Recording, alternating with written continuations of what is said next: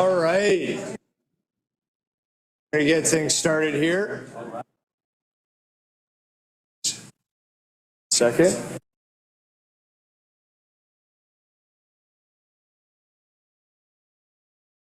I think we should be good now. Excellent. Good morning, everyone. Welcome to the election of the 2024 Perth County Warden and Deputy Warden. My name is Tyler Sager, and I'm the clerk here at the County of Perth. Rachel Cannon is the deputy clerk and will be acting as today's election assistant. Until the warden and deputy warden have been elected, I'll be acting as the interim chair. And for that matter, I'm going to call this meeting now to order. If everybody could please join me for a moment of reflection, that would be great.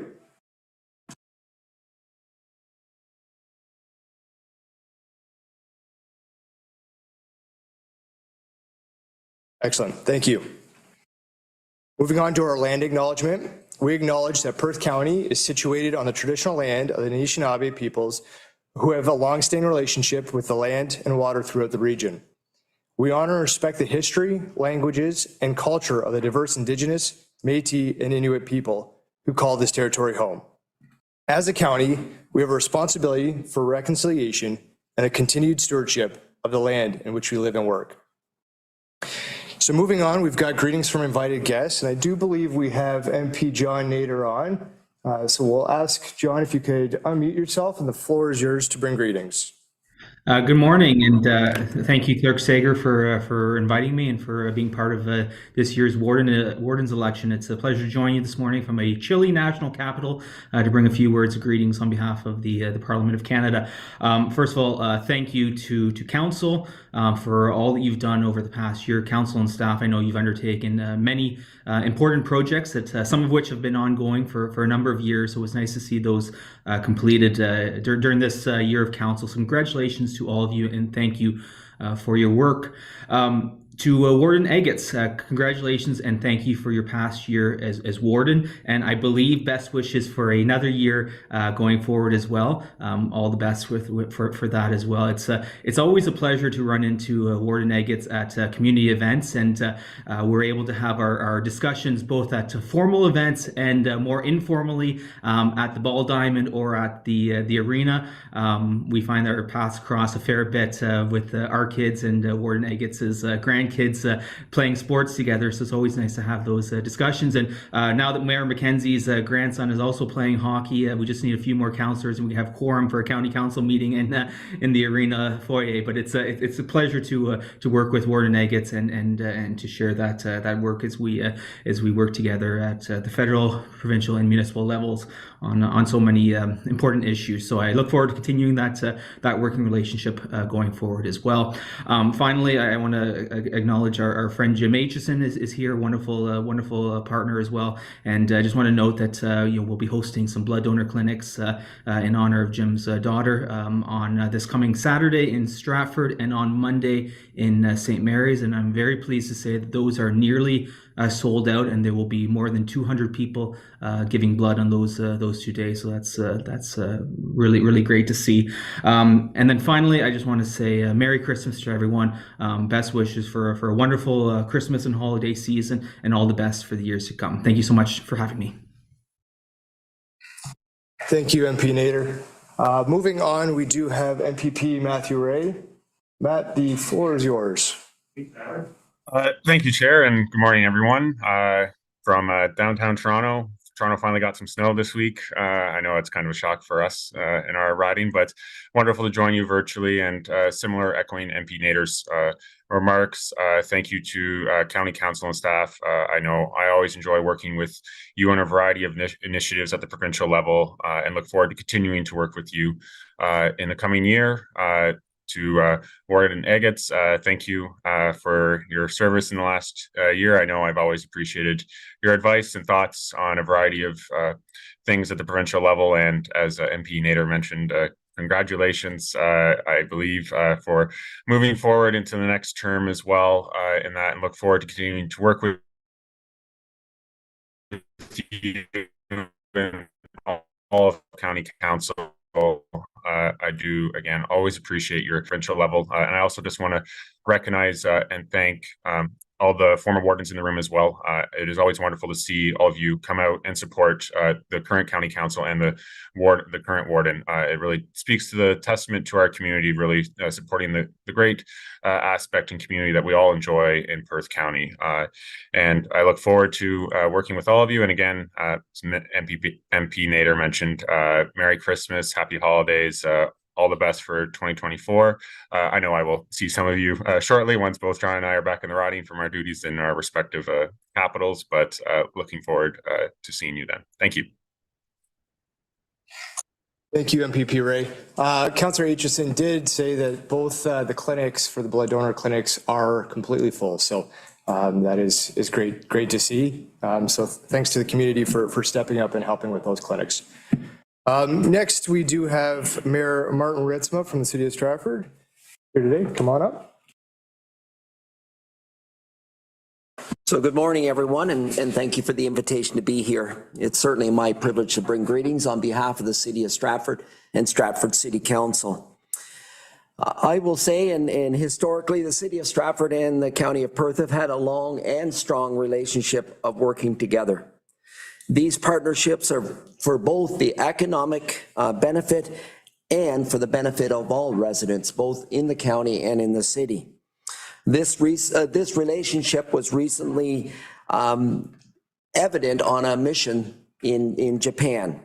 Both Warden Eggets and myself spoke in unison when promoting Perth County and the City of Stratford as home for investment and sales in the auto sector, for advanced manufacturing, food processing, and of course, agriculture. I want to thank Warden Eggets and all of County Council for your hard work and commitment to working together with us. I want to extend my acknowledgement of former wardens here today. I look forward to another year of working together with you in the capacity of warden. So thank you very much, and have a great morning.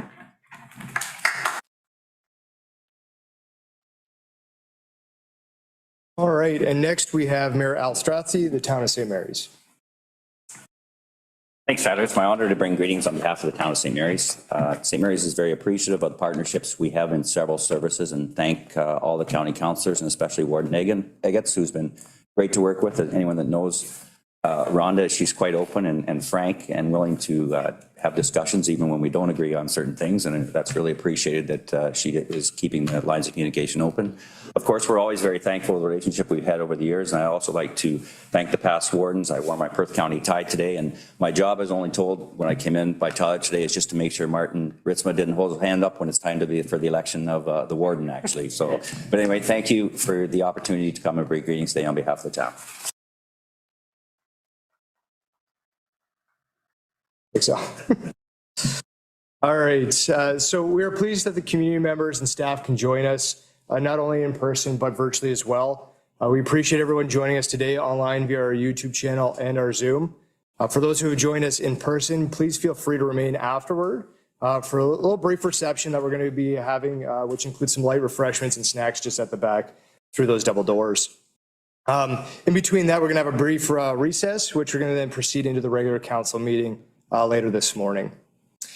What I'm going to do next is introduce our council members for the public's benefits. So I'm going to ask that each member stand or remain standing until everyone has been introduced. So representing the municipality of North Perth, we have Mayor Todd Kasenberg. We have Deputy Mayor Doug Callum. We have Councillor Matt Duncan, who sends his regrets today. Representing the Township of Perth East, we have Mayor Rhonda Eggets, Deputy Mayor Hugh McDermott, and Councillor Jerry Smith. Representing the Township of Perth South, we have Mayor Jim Aitchison and Deputy Mayor Sue Orr. And representing the municipality of West Perth, Mayor Walter McKenzie and Deputy Mayor Dean Turnkowski. So these are the representatives of your 2022-2026 Perth County Council. You guys can be seated.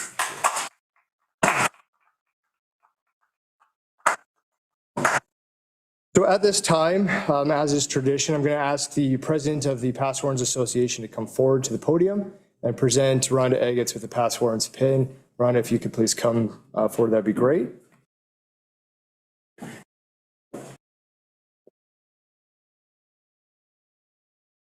say I hope.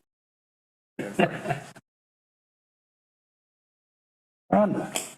Oh, It is my privilege to present to you the past warden's pin, and I think this is maybe your second one. First? Oh, well, it is my privilege then.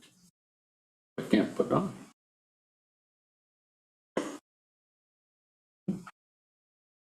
Go. Congratulations. Here. Thank you. okay. If you want to just add to the introduction, we'll Okay. Thanks, Rhonda. Well, good morning, everyone. And it was 9 years ago yesterday that I was sworn in as warden, which seems not very long ago. But it's my privilege to introduce the past wardens. And Rhonda Agats, 22-23. Jim Aitchison, we have a long list for him, 21, 20, and 2019, who took us through the COVID times. So thanks very much, Jim. 2019 and 2018, Walter McKenzie. Then myself, 2015, 2014, Vince Judge. He was 2013 and 2014. Ian Forrest, 2012. Julie Behrens, 2011, 2010, 2009. And then we have Ron McKay, 2008 and 2007. And we have Ian Forrest, 2004. Vince Judge, 2001. Then we moved down to Walter McKenzie again, 1995. And Vince Judge again in 1992. And also we have Bert Wurstenbach, 1991. And Jim Spence, Jim, 1987. These are the past wardens that are present.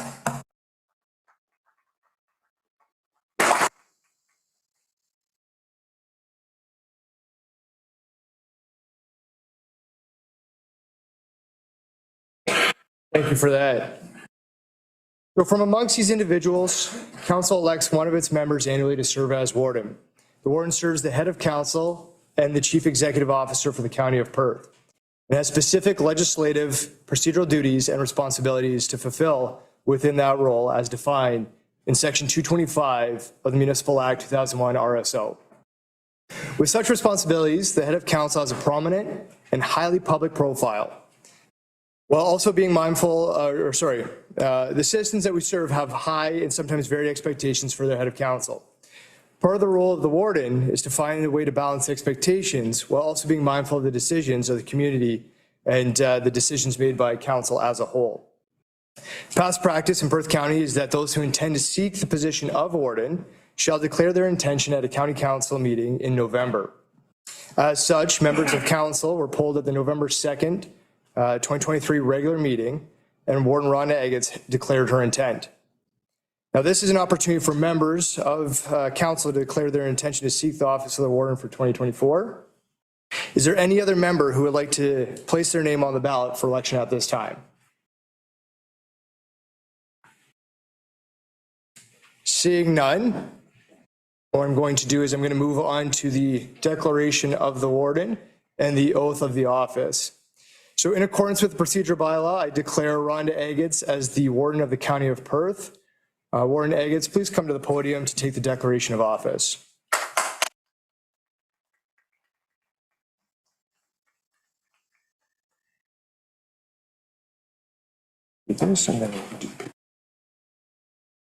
Okay, all right. You, Rhonda Eggets, having been elected or appointed to the office of Warden in the municipality of the County of Perth, do solemnly promise and declare that you will truthfully, faithfully, and partially exercise the office to the best of your knowledge and ability. You have not received and will not receive any payment or reward or promise thereof for the exercise of this office in a biased, corrupt, or improper manner. You will disclose any pecuniary interest, direct or indirect, in accordance with the Municipal Conflict of Interest Act. You'll be faithful and bear true allegiance to His Majesty King Charles III. And you make this solemn promise and declaration conscientiously, believing it to be true and knowing that it is the same force and effect as if made under oath. I do. Perfect. I ask everyone to please congratulate our 2024 Warden, Rhonda Eggets.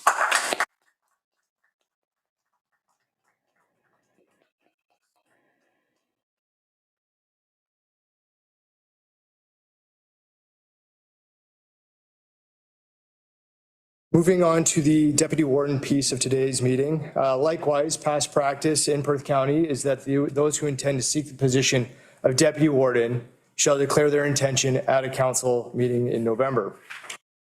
Accordingly, the members were polled at that November 2nd, 2023 regular meeting. And at this time, Deputy Warden Doug Kellum has put forth their intention to seek the position of Deputy Warden. Is there any other member who would like their name placed on a ballot for election for the Deputy Warden at this time?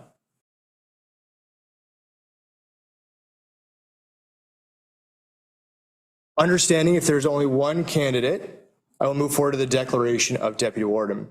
So in accordance with the County of Perth procedure bylaw, I declare Doug Kellum as the county Deputy Warden for Perth County.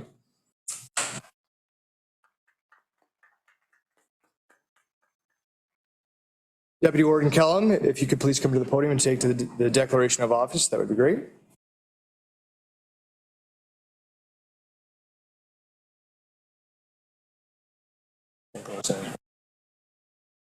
So you, Doug Kellum, having been elected or appointed to the office of Deputy Warden in the municipality of the County of Perth, do solemnly promise and declare that you will truthfully, faithfully, and impartially exercise the office to the best of your knowledge and ability.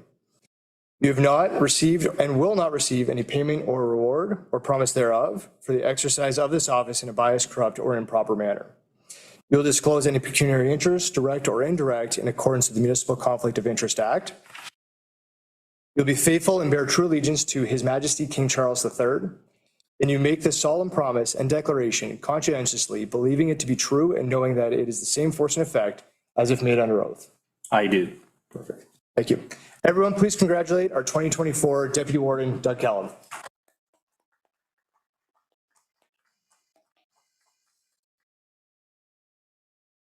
So now I will move on to the presentation of the gavel and the chain of office. I'm going to call upon previous past Warden, Walter McKenzie, to come forward and present the chain of office and gavel to Warden Eggets. Warden Eggets, if you'd like to come forward too, that'd be great.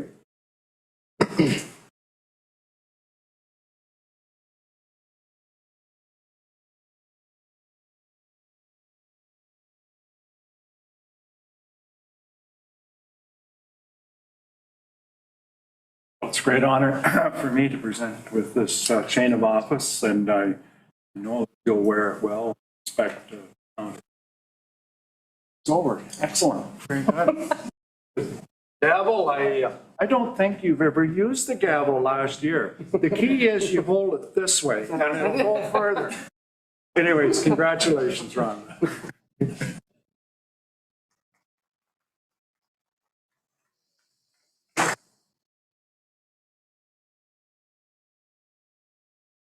Thank you, Councilor McKenzie. So before I hand the floor over, I would just like to thank a couple of individuals today that made today possible. One was Paramedic Services for having us at today's facility.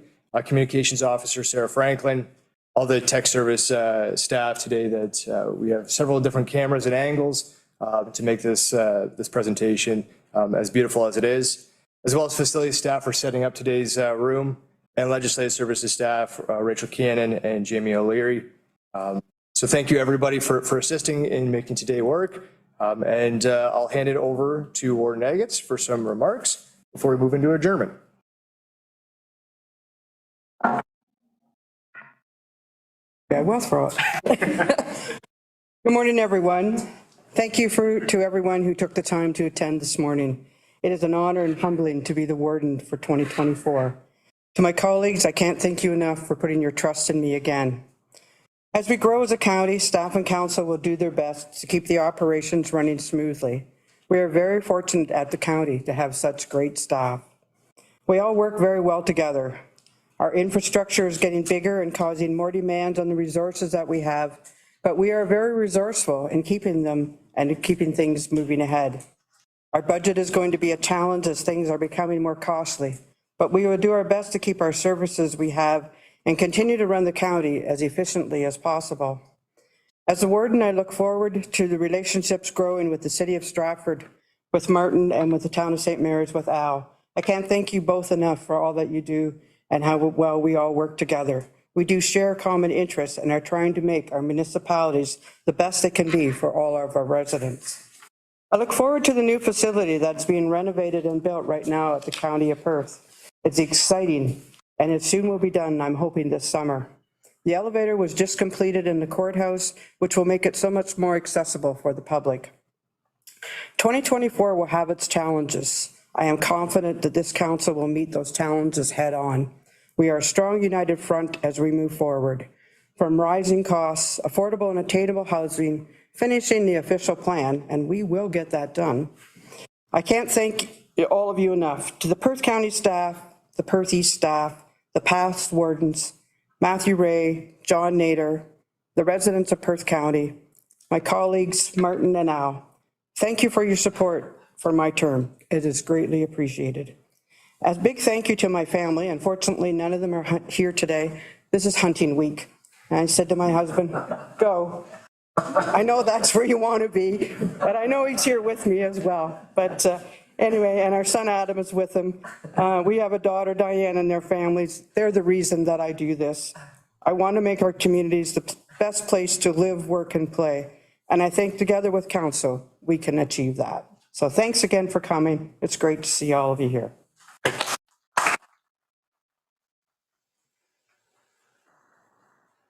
Oh, I'd like to call for an adjournment, and then we'll join the regular council. So council will reconvene at.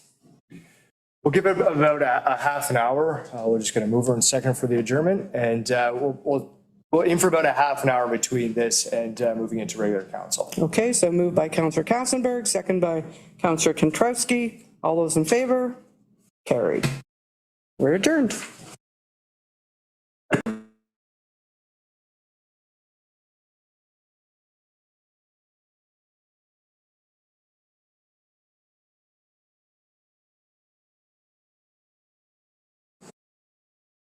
Hey, good morning, everyone, and welcome to Perth County Council, this 7th day of December. I'd like to call our meeting to order. If everyone could please bow their head for a moment of reflection.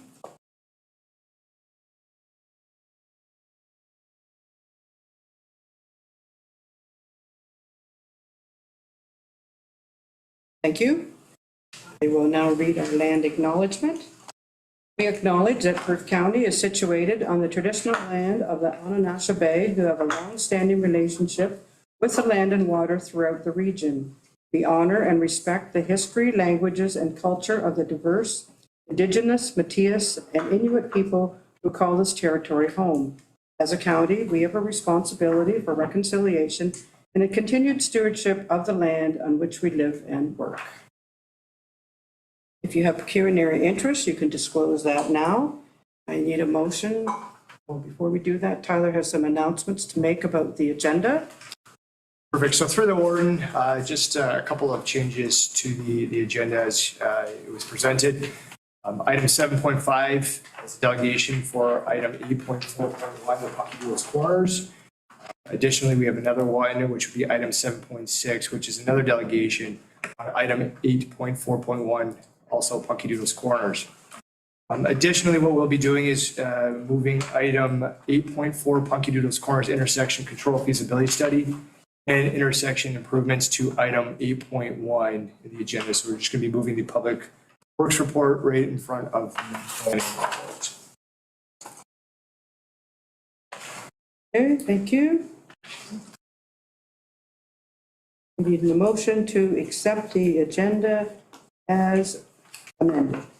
Moved by Councillor Aitchison, second by Councillor Smith. All those in favor? Carried. Okay, we have 32 items on our consent agenda. Is there any item anyone would like pulled or they have questions on? Councillor Orr? Item 6.32, support for the tax credit for the firefighters. Okay, anyone else? Councillor Rosenberg?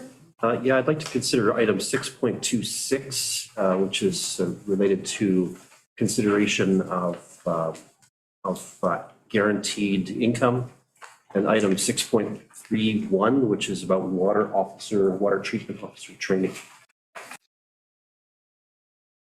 Okay, anyone else? If not, then we'll do a motion that council receive the consent agenda items 6.1 to 6.32 with the exceptions of 6.26, 6.31, and 6.32, and approve the November 16, 2023 council minutes. Moved by Deputy Warden Kellum, second by Councillor McDermott. In favor? Carried. Okay, so we'll go back to Todd, and the first one was 6.26. Go ahead. Okay. So under item 6.26, Prince Edward County has pulled together quite an omnibus resolution that addresses issues related to poverty in their community. And while I'm not sure at this point that I want a resolution of support because of the highly contextualized nature of the resolution from Prince Edward County, I think what I'd like to suggest to this council is that we ask for a report from staff to contextualize some of the facts and figures that are in the Prince Edward County resolution for our context, so we can understand whether the circumstances in Perth County are similar or different.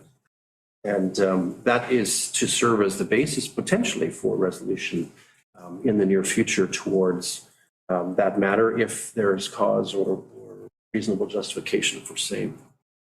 So I'd like to move that we ask staff to have a look at this. It may be because of the nature of some of those facts and figures that we would have to seek some support from the Consolidated Services Manager in Stratford in terms of collecting the data. And so perhaps we can, maybe the report request is that our staff asks the Consolidated Services Manager to help us contextualize stats that are identified in the resolution from Prince Edward County to Perth County, geographic Perth County, for the purposes of understanding our circumstances. Okay, so you're moving that. Do we have a seconder? Seconded, Councillor I'm going to Aitchison. second it, but I just want to make a comment before I second it. I somewhat agree with Councillor Kazenberg. Like, I can't support this right now. But maybe if I have more information, I might be able to think about that. But I think the person, he's mentioned it, I think our staff aren't going to be able to come up with these numbers. It'll be social services who does, City of Stratford does social services for the county of Perth. They should have most of these numbers at their fingertips now, I would think. I don't think this would be a big quest to get, or your other people might be United Way. Anyway, so on that comment, I will support that. Okay, so second by Councillor Aitchison. Any more comments? All in favor? Carried. Okay, and your other one, Todd, was My next item is a fairly straightforward one, I think.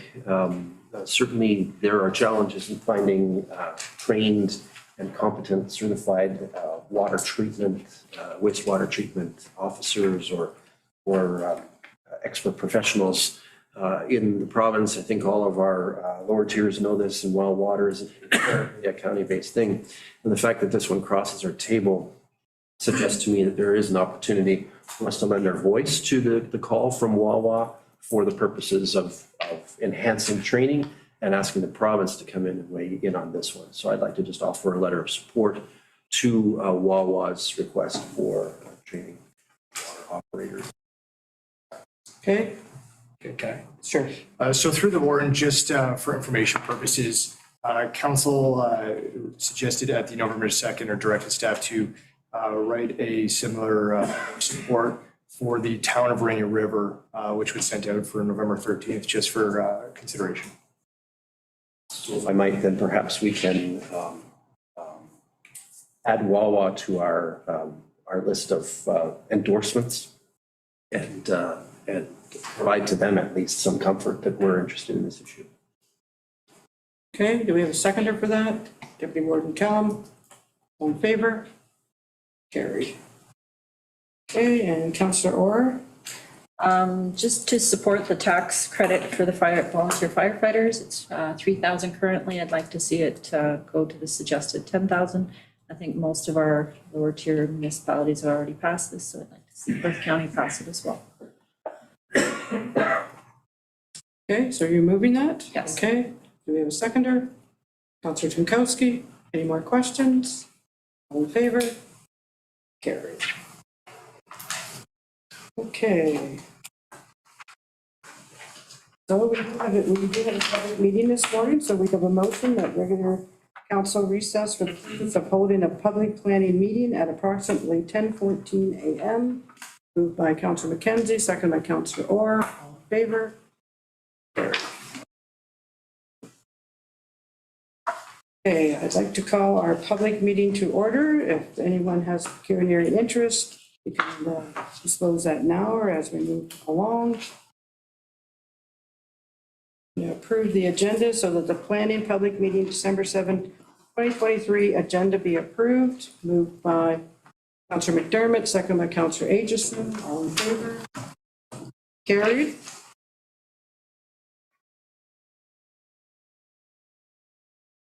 Okay, and then we have our minutes from, council approves the minutes for the November 16, 2023 public planning meeting, OPA 216 Trident Group Limited.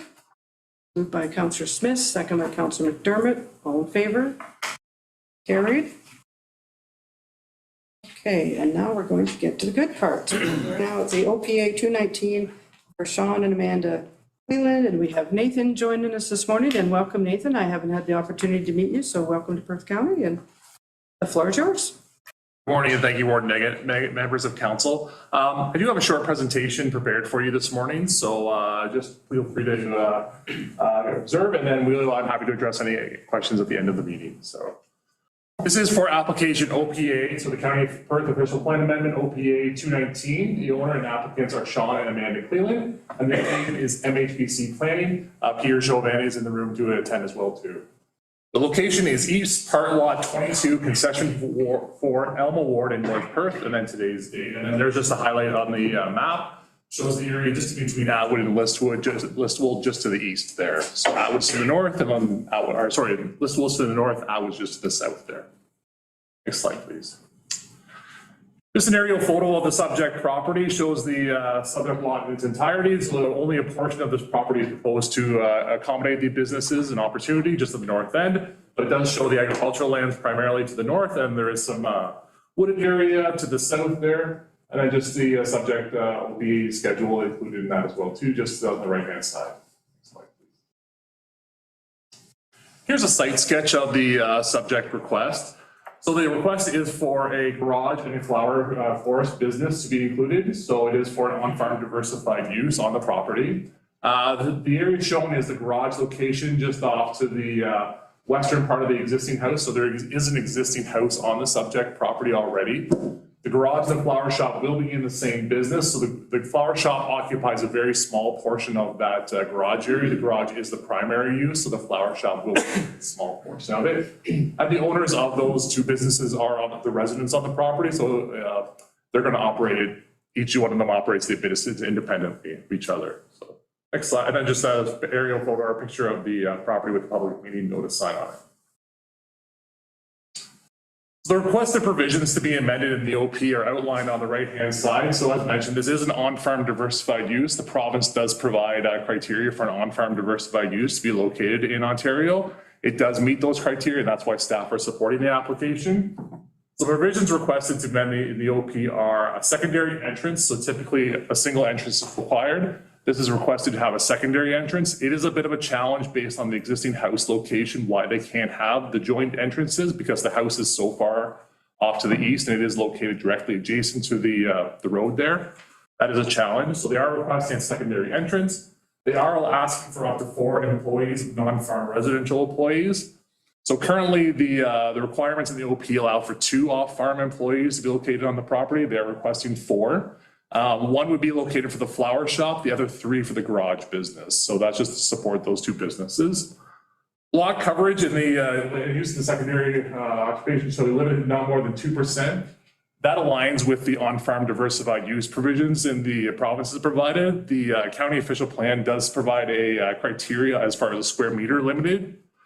This follows more the outline for the province. And then up to 2 secondary farm occupations. Currently, the OP allows for up to 1 on-farm or secondary on-farm occupation. They're asking for 2. That's just to accommodate the flower shop there. There is some discussion around the flower shop because they do grow flowers on site as well too. So this is some indication of some importing flowers just on the off season and things like that. So that's to accommodate that off season transition. So next slide, please. Just a couple of pictures of the subject property. So good sight lines along there. The image on the right-hand side, you'll notice is a fairly elongated area. That's for the farm vehicle access onto the farmland to crop it. So the plows, cultivators, headers for the combine, et cetera, can access through that.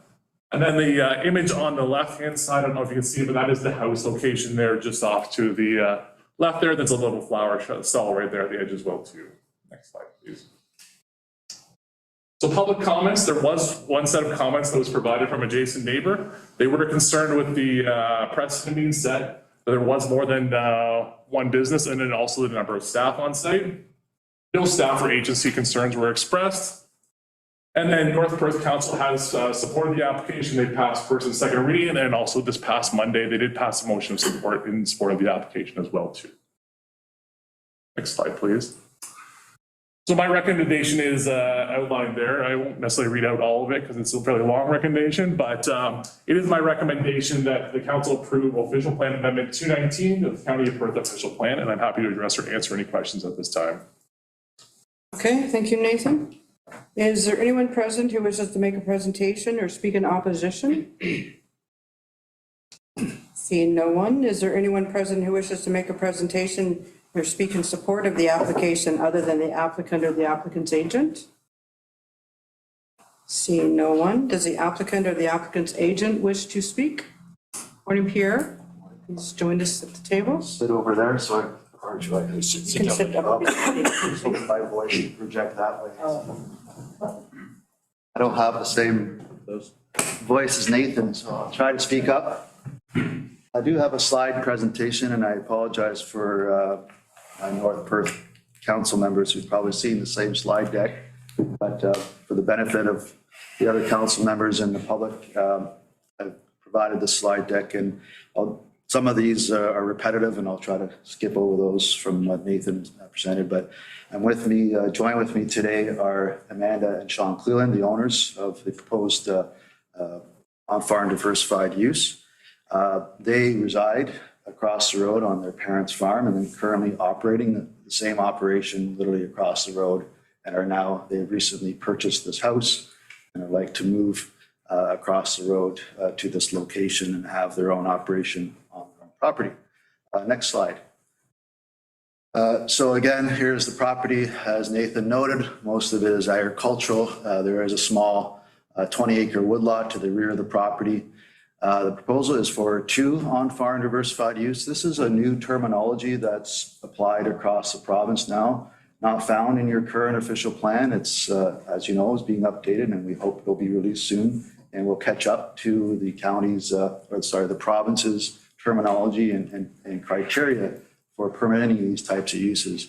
And these types of uses are generally intended to supplement the farm income, support the farming community, provide a different source of revenue, and as long as it remains secondary to the main principal use of which being agriculture, these are generally permitted in any agricultural designation and subject to a number of criteria that the province, and I'll speak to these later in my slide deck, they've established a number of criteria for which an on-farm diversified use could be permitted. So next slide.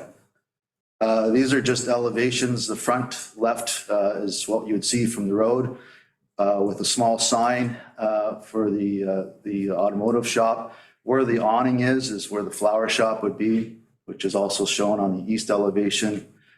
rear elevations and west elevations on the bottom half of the image. So again, it looks very much like a typical agricultural drive shed, and should, if and when, this operation ever ceased or for whatever reason, it could easily be reconverted to an agricultural building. Because again, it's one of the criteria of an on-farm diversified use. Next slide. I think Nathan had this in his report. This is just the floor plan of the operation. You can see most of it is the mechanic shop, the small end area in the top corner of the building is the flower shop. The little inset image is the mezzanine, which sits above that little dark outlined area in the corner. So there's a office space and staff room and storage in that mezzanine. But there's basically 5 lifts in that mechanical workshop. Next slide. I just provided this slide just to show how old your documents are. 1999, some 20 plus years old, as I mentioned. It is out of sync and out of date with in terms of how on-farm diversified uses are currently in your official plan. Secondary occupations are defined and regulated. And we understand that new policies are coming out shortly. And I would expect if we were to make this application after this official plan comes into effect, I wouldn't be here today before you. I would simply be dealing with the zoning bylaw amendment, perhaps. Next slide. In terms of the amendments, again, I won't go through this, but this is just summarizing the various amendments in terms of we are reducing, there's a slight reduction in the MDS setback relative to the dairy operation that the Clelands operate on the other side of the road. The second driveway, which I should note, is an existing farm access driveway, and it will be continued to use as the access to the remaining farm field. And on the number of employees, we're increasing the lot coverage, which again falls under the county's policies does have a square footage. This is what we're amending, but the provincial guidelines speak to a percentage of land area, and that maximum percentage is 2% of the entire lot area, which we comply with. And then in terms of the number of farm diversified uses, we're actually asking for 2 instead of the 1 that's permitted in your county official plan. Next slide. So again, this is just the policy framework. As I said, the provincial policy is more recent, 2020. In 2016, the province released guidelines on how to implement a variety of uses or interpret a variety of permitted uses in prime agricultural areas, on-farm diversified uses being one. And I'll speak to that on my next slide. Next slide. So these are some of the criteria in that publication, or those provincial guidelines. And on the left hand, so those are the criteria. They must be located on a farm. It's got to be secondary and principal to the agricultural use. Limited in area, so really they come down to percent of the area. So that's 2% of the total property can be devoted to an on-farm diversified use. In this case, it equates to about just over 4,000 square meters of property. And it can include home occupations and home industry. So all those types of things that we are already permitting in your official plan and zoning bylaw are packed into an on-farm diversified use. And they must be, of course, compatible with the surrounding agricultural operations. So that means, visually, noise, odor, those types of things. So it'd be my submission that we satisfy all those criteria. As I've noted in the right-hand column, how we've addressed all of those. The matter I'd like to point out is the number of employees. Again, under the guidelines, there is no cap in terms of number of employees or even number of businesses in the provincial guidelines. The way they regulate it is based on that 2% lot area. Provided that we make that 2% lot area, then it could be qualified as an on-farm diversified use. So just wanted to point that out. Next couple slides, I think I have 2 more. So again, this is the MDS rings from the surrounding livestock operations. You can see the proposed shop, white square, where there's a slight intrusion in the MDS arc relative to the Cleland dairy operation just to the northwest west of it. Otherwise, we comply fully with all the MDS requirements. Next slide. I think that's it for me. Is there any questions? Okay, any questions from member of council? Councillor McDermott? Yeah, he'll be able to do agricultural work there too, like, I mean, fix tractors, that kind of stuff, right? Oh, yeah. That'll be part of it. Yep. Yep. Oh. Okay, anyone else? No? Okay, well then, we don't have any other business. There are no announcements, so we will adjourn our public meeting at 10:28. Moved by Councillor Pinkowski, second by Councillor Aitchison. All those in favor? Carried.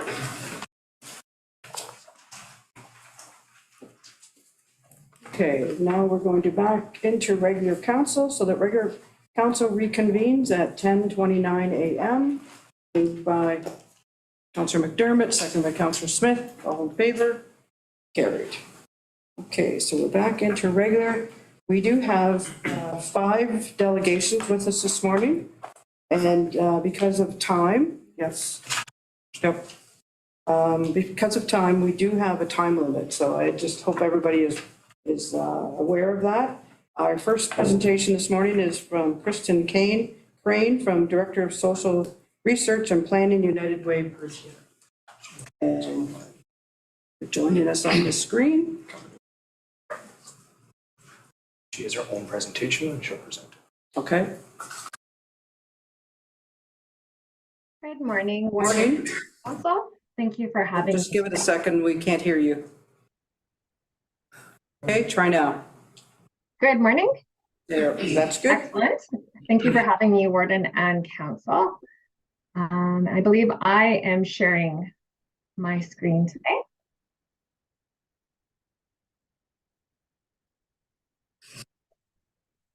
Thank you. So I'm here from United Way, Perth Huron. I'm the Director of Social Research and Planning. And we have recently completed a series of reports entitled The Quality of Life in Perth Huron. So the reports offer recommendations for different levels of government as well as community members to enhance the well-being of the community. And we have taken hundreds of data points that are organized into 5 different reports. And it's concisely put together with nice data, facts, and graphics for you to view. All of the reports are now on United Way Perth Huron's website under research. So our stats on demographics come from the recent Census of Canada 2021 and Environics Analytics. And understanding demographics is giving us a bit of a roadmap for the community so that we can understand the services and programs that are needed, and we can tailor them to age, geography, gender, and other characteristics. The median age in Perth is 42.4, which is higher than the province. And currently, individuals aged 60 to 64 is the largest share of the population. Currently, 81,565 people live in Perth County, and that has been an increase of just under 5,000 people between the period of 2016 to 2021, which represents 6.2%.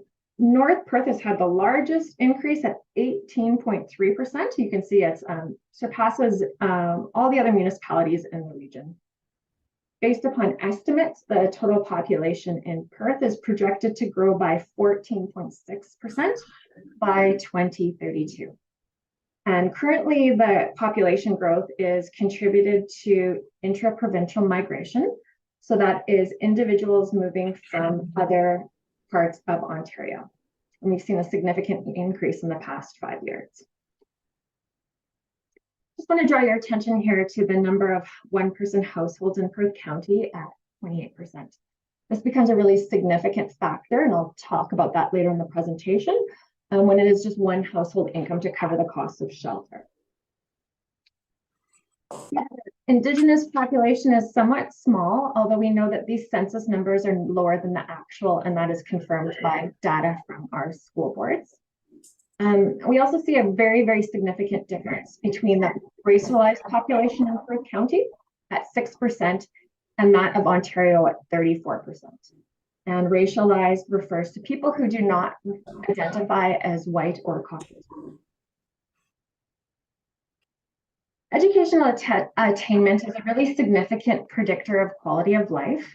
Generally speaking, more highly educated people enjoy better health, are more active socially, and earn higher incomes.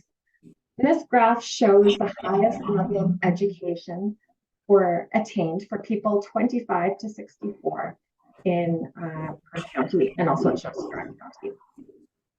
Compared to the province, a greater percentage of people do not have a high school diploma, and a greater proportion of people in Perth to obtain a high school diploma do not pursue any further education. The most notable difference is the smaller proportion of residents with bachelor's degrees or higher in our region as compared to the province. However, career opportunities in our region and the local workforce demand do align well with education and training in the skills trades. And you can see this with the number of apprenticeship and non-apprenticeship diplomas and certificates in the graph. Overall, our incomes are lower than in the province. Very recently, the living wage for 2023 was calculated as $22.75. And that is the second year in a row that we are the second highest living wage in the province. We're just second to Greater Toronto Area. So we can no longer say that our cost of living is low and be able to explain that that's why our wages can be lower. We see now that there is a gap of $6 per hour between the minimum wage and the living wage. And so the minimum wage is the lowest number an employer can pay legally. It is not adjusted annually or based on cost of living like the living wages.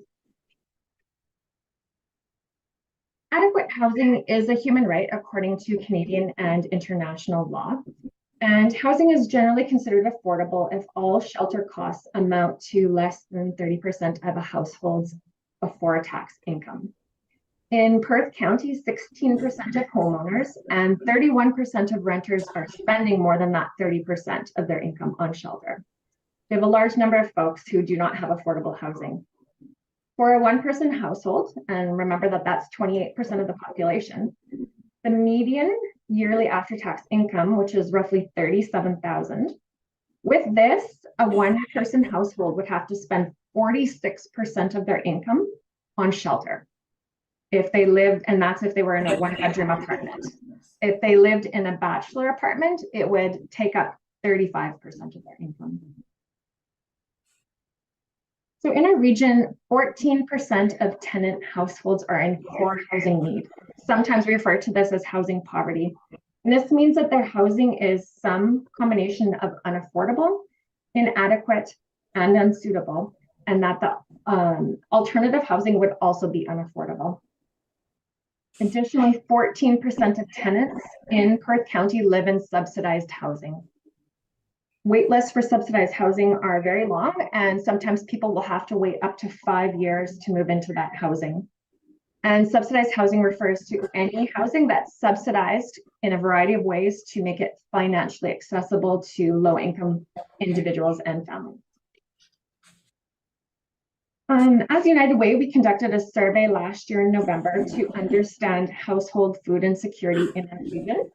And the findings revealed that 63% of respondents experienced food insecurity in the past year. 24% of people's incomes did not meet their needs. And 87% said they had to sacrifice their food budget to pay for other living expenses such as rent or mortgage. And amongst our respondents, 63% were employed full-time.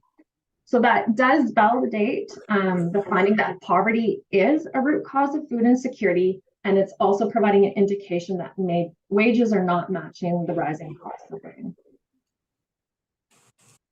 So according to a 2021 report that was issued by the Immigration Partnership, this shows experiences of discrimination for people in Perth and Huron.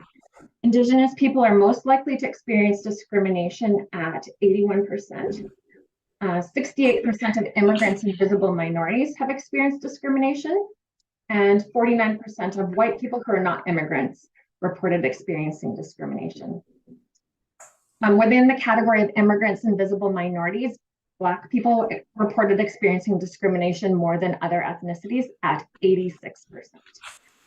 And just for comparison, London Middlesex conducted the exact same survey during the same time frame, and their results were much lower, with 62% of Indigenous people and 37% of immigrants and visible minorities experiencing discrimination. So this probably isn't a surprising statistic here, but I just want to address your attention to the high numbers here of youth that are struggling with their mental health, resulting in anxiety and loneliness that increased during the pandemic. And these numbers come from the 2021 Ontario Student Drug Use and Health Survey. And we do know that efforts to improve youth health and well-being can go a long way towards minimizing the risk of substance-related harms. And this chart here displays the rates of opioid-related emergency department visits and deaths in Huron combined.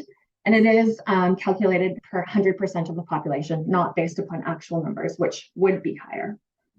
And the visits don't show the true impact of overdose events in our community because many individuals aren't seen in an emergency room. And that is because frontline service providers such as EMS, fire, police are able to reverse overdose by providing naloxone. And this may not result in an emergency department visit. So this is a huge problem that we're facing in Perth County, but is not unique to here. From our data, we also see that our climate is changing. The forecasted annual average temperature is predicted to increase up to 13.4 degrees by 2081. And this sounds like it's a long ways into the future, but it's actually during the current generation of our youth lifetime. And this is resulting in climate anxiety for youth. And that is the distress that's felt about climate change and its impact on the environment. It can cause feelings of distress about the future and is causing depression and worry for youth. I don't want to just be all about the not so good statistics, and I do want to show how there are things that we can celebrate in our community. So happily in our region as a whole, people are reported feeling less stressed as compared to the rest of the province, and less than 20% of individuals report finding life to be quite or extremely stressful. And overall, the majority of residents report that they are satisfied or very satisfied with their work-life balance.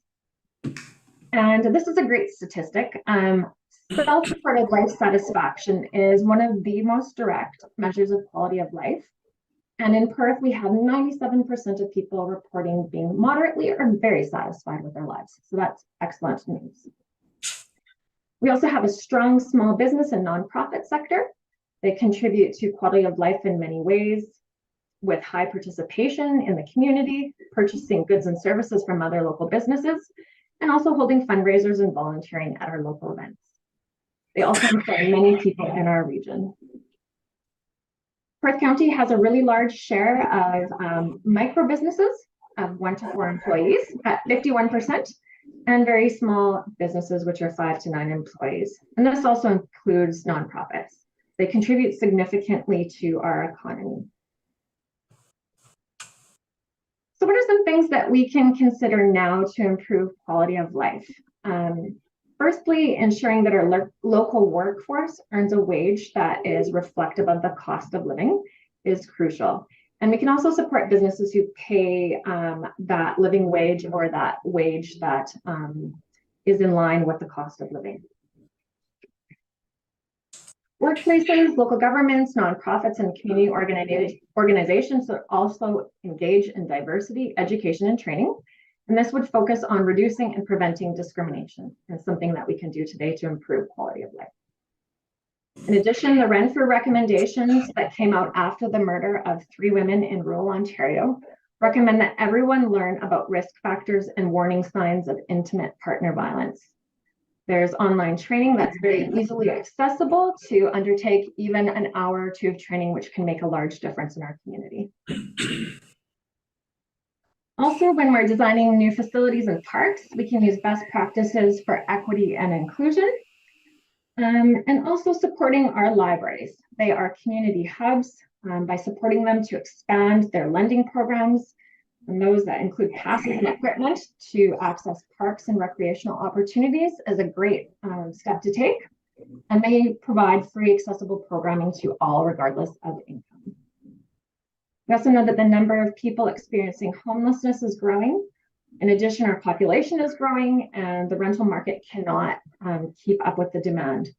So by voicing support for deeply affordable housing and workforce housing, we can have an impact on the other community members' opinions and possibly reduce opposition to future developments. And also ensuring that we increase the supply that matches where the demand is high is a good future action and current action to consider. I hope that these reports will provide you with some information to make informed decisions that support everyone in our region. Again, there are 5 separate reports. You just received an overview of some of the data highlights, and those reports are found on United Way Perth Huron's website under research. So I wasn't able to give just one simple measurement of quality of life, but I did give you some ideas of what we can celebrate and issues that we can work on. I'm happy to take any questions through you, Ms. Warden. Okay, thank you. Any questions from members of council? Councillor Richardson?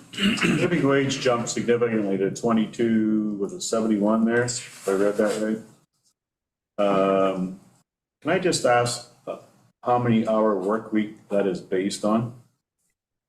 So the national standard work week is 35 hours. So that is how the wage is calculated. Just to break it down to that, but it is reflective of all the different costs in our region that would go towards determining a wage.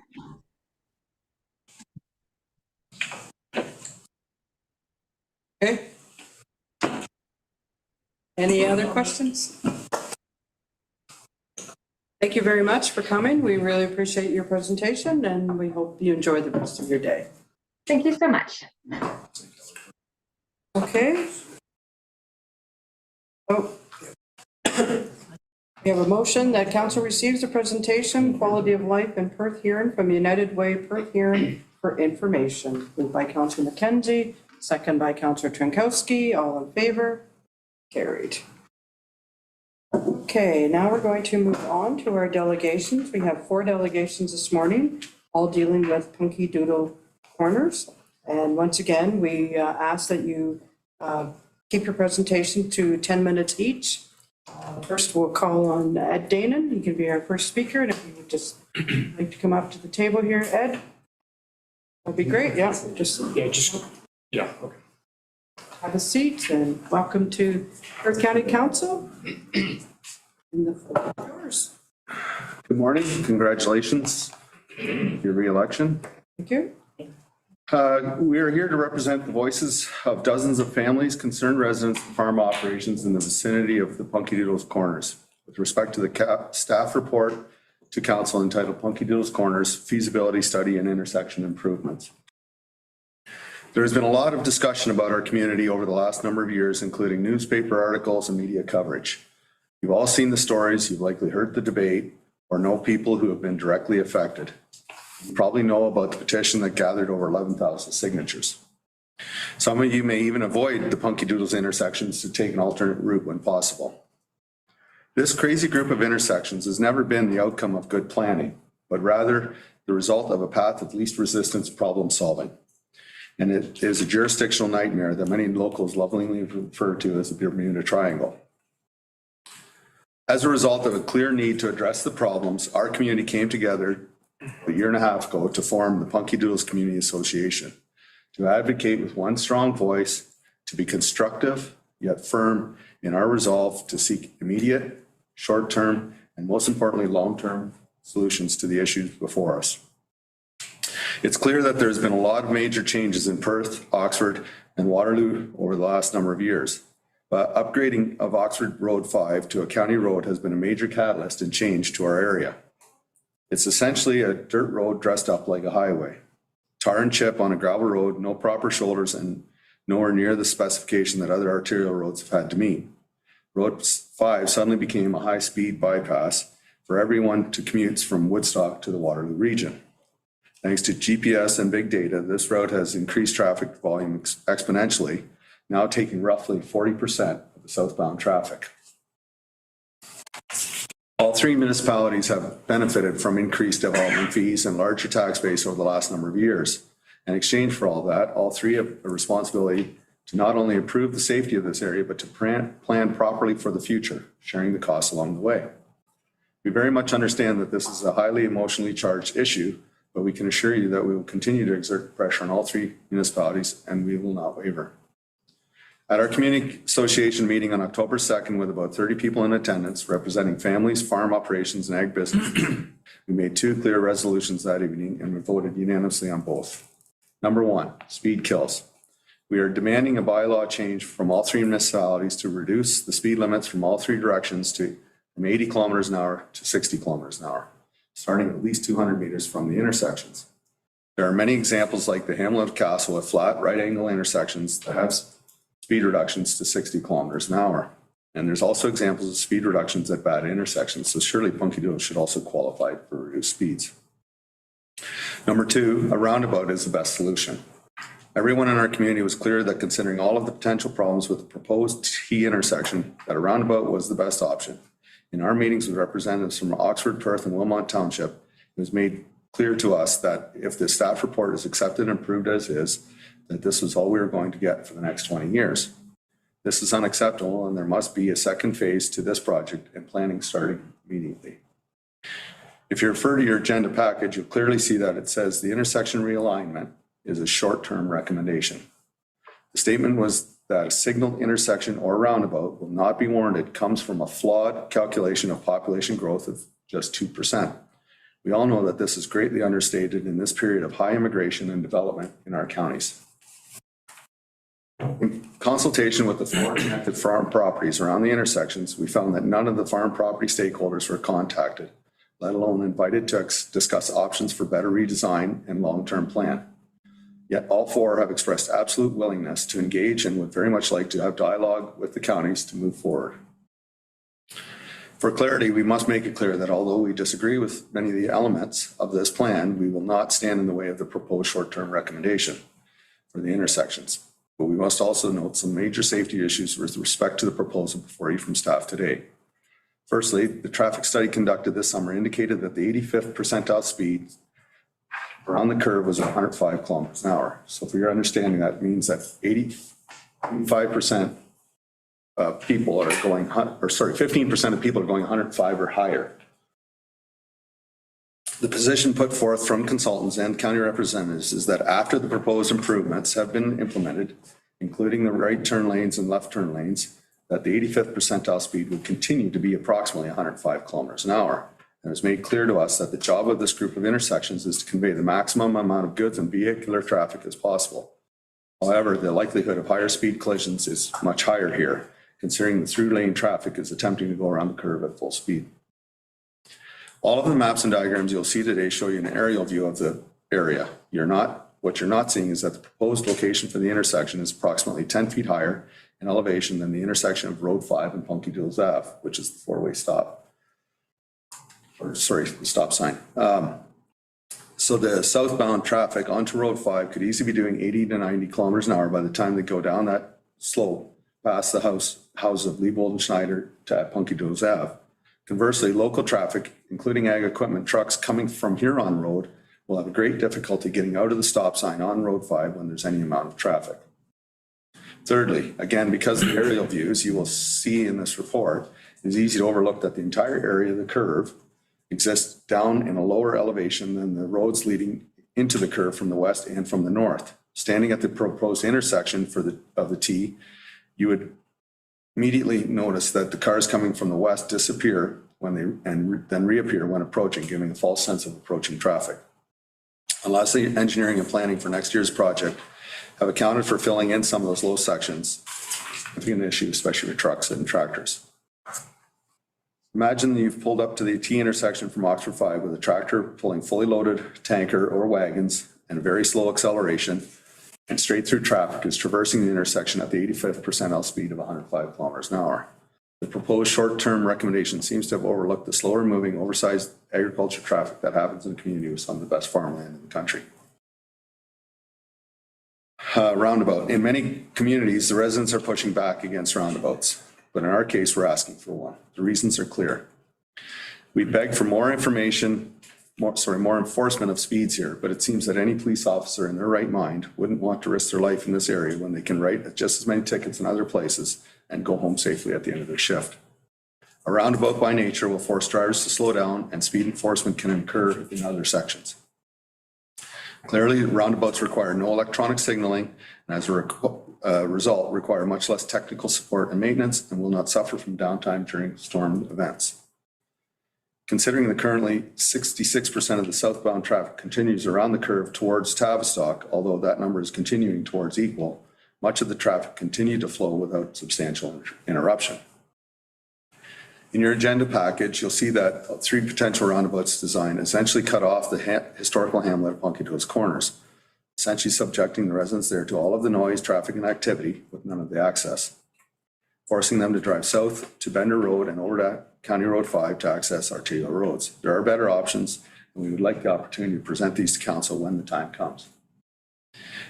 We are presented with an ethical dilemma with a short-term solution. If we oppose this proposal and insist on the county's wait to undertake the project until a roundabout design can be accepted and a fatality then occurs, the guilt on our community will be immense.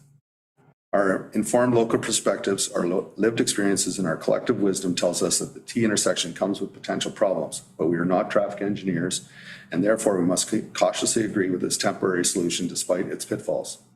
We are demanding to have dialogue and consultation in phase 2 of the project. We want to be very clear, though, that we are incredibly grateful for the incremental progress in addressing safety issues thus far.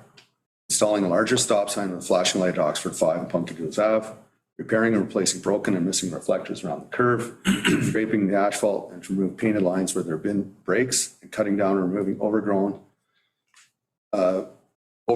on municipal land around the curve to improve visibility, and installation of speed feedback signs. It's great to finally see some progress. There's still much work to be done. Overhead lighting as an example. We need your help to get there. Please make a motion to reduce the speed limits as we've requested, and please support us by immediately engaging in phase 2 of the project. Thank you very much. And I encourage any questions. Any questions for Mr. Danon? No? Okay, thank you very much. We're going to move to our next delegation, and that's Bryn Gladding.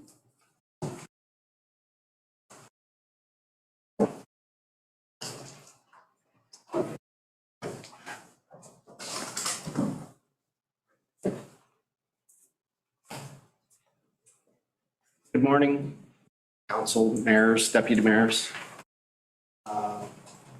Thank you first to all of the EMS where we are today for the continued support of Punky Doodles Corner as we see them quite often, and we really appreciate them holding the meeting here.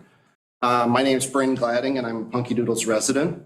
It has been just over 1 year as one of our own was killed in a traffic collision at Punky Doodles. We've worked hard as a community to bring issues to light and hope that change can be made. We continue to press the issues that concern us, speed changes, and a motion for council to develop a roundabout solution.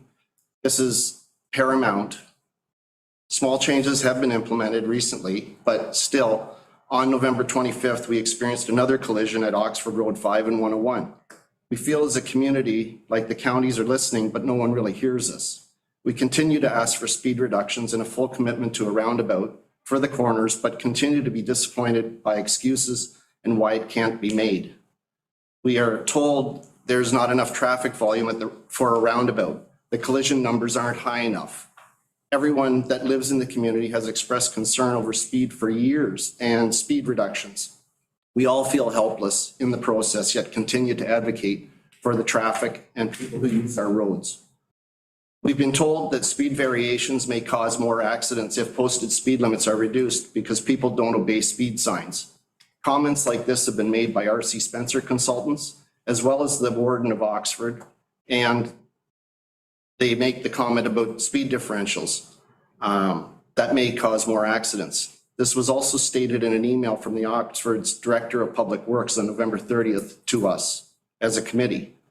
First, we all know that speed kills. Collisions at lower speeds reduce catastrophic effects and severity of collisions of higher speeds. The current curve design and intersections are no longer effective, and the counties still want to pour another $1 million of taxpayer money in to spruce up an already existing dangerous T intersection.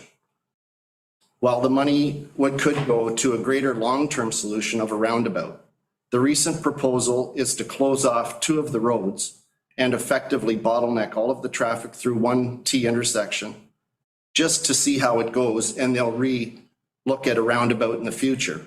I find this irresponsible. So altering the driving environment slightly by pushing all traffic flow into one congested intersection is barely changing road design to get a different outcome.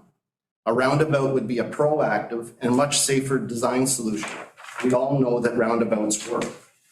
If County Road 24 from Tavistock and Huron Road to 101 exits are closed, what are your plans for an emergency detour route? Has that been thought about? If the collision occurs at the possible T intersection, where are those, where is that traffic going to be rerouted to get through the intersection? This, we feel, if we leave 101 open, it allows the local traffic who use that intersection all of the time to continue to use it because it's one of the safest intersections for us to get up to the highway. Second, we are by Oxford Council that people don't, or we heard by Oxford Council that people don't obey the speed signs. So why do they have them in the first place? Compliance is not council's purview. Police enforces law, and council's job is to amend these bylaws, including the speed. Police can only enforce what the council puts into law. Has the council requested any police reports from the last 8 collisions that we've had at Punky Doodles to get a full picture of why they are occurring?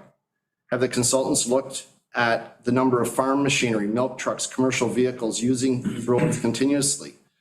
What will a new T intersection do to their ability to maneuver at the corner during peak hours, considering their speed differentials? Putting turning lanes into this corner with through traffic and no speed reductions, I believe will end up having more problems. Third, the speed differentials RC Spencer detailed in their report that were speeds averaging 91 kilometers to over 100 kilometers in a posted 80 kilometer speed zone.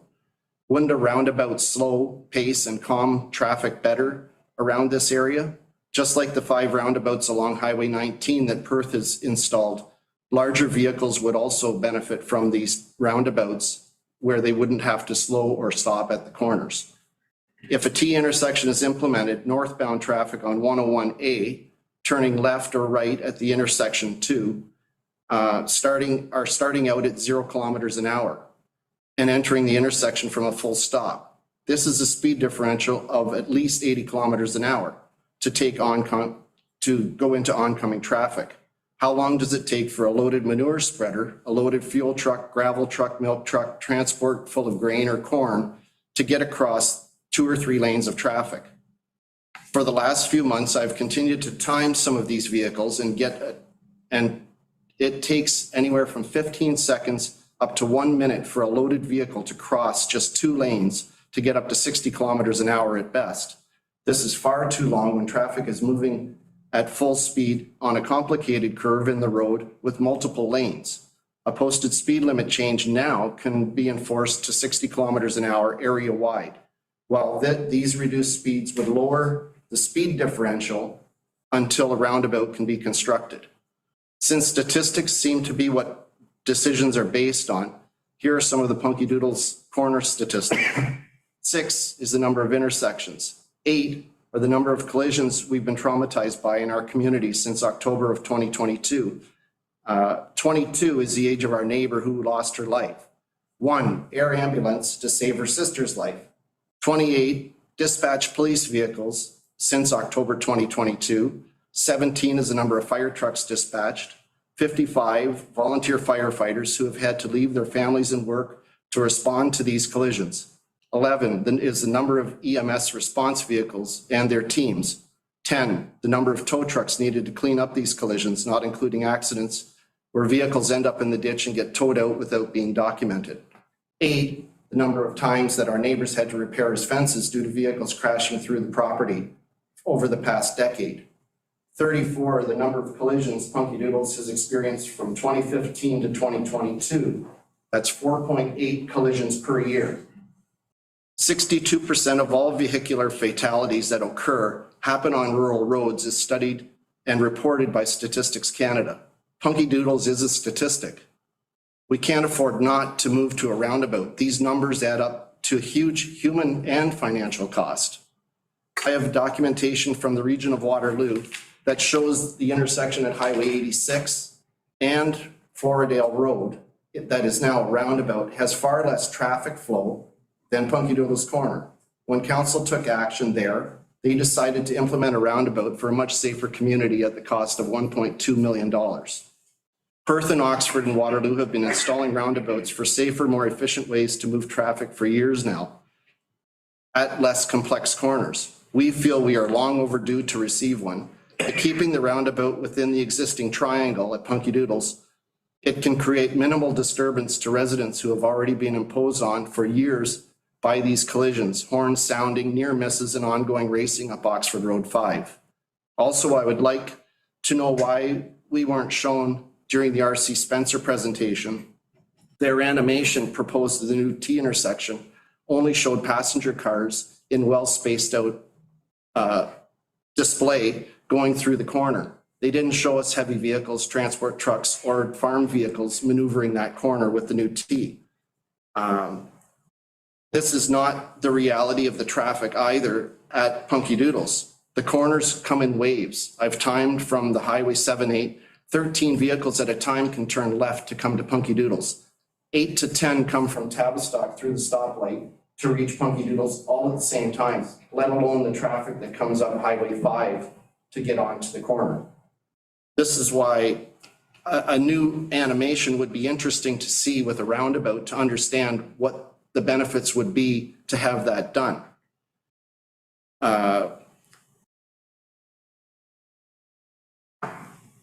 How many collisions does a complex area like Punky Doodles need in order to demand a major change? Please, before agreeing to Oxford's proposal, take the time as mayors and councillors to come to Punky Doodles, understand our safety concerns, see how dangerous this corner will continue to be if a T intersection proposal is accepted. Just driving through the area does not give you a full understanding of the issues. Spend some time with us and see what we experience every day. We need speed changes and a roundabout proposal now. Thank you very much. Okay, thank you. Any questions from members of council?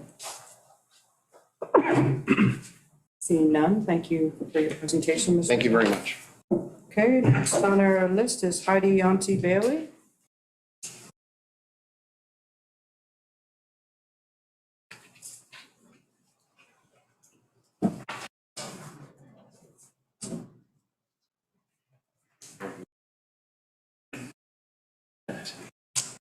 Is it all right if I sit at the other side of the table to face the audience? Is that making? Go ahead. Sure. Sure. What's your name, sir? Bob Reed, not Heidi Bailey. At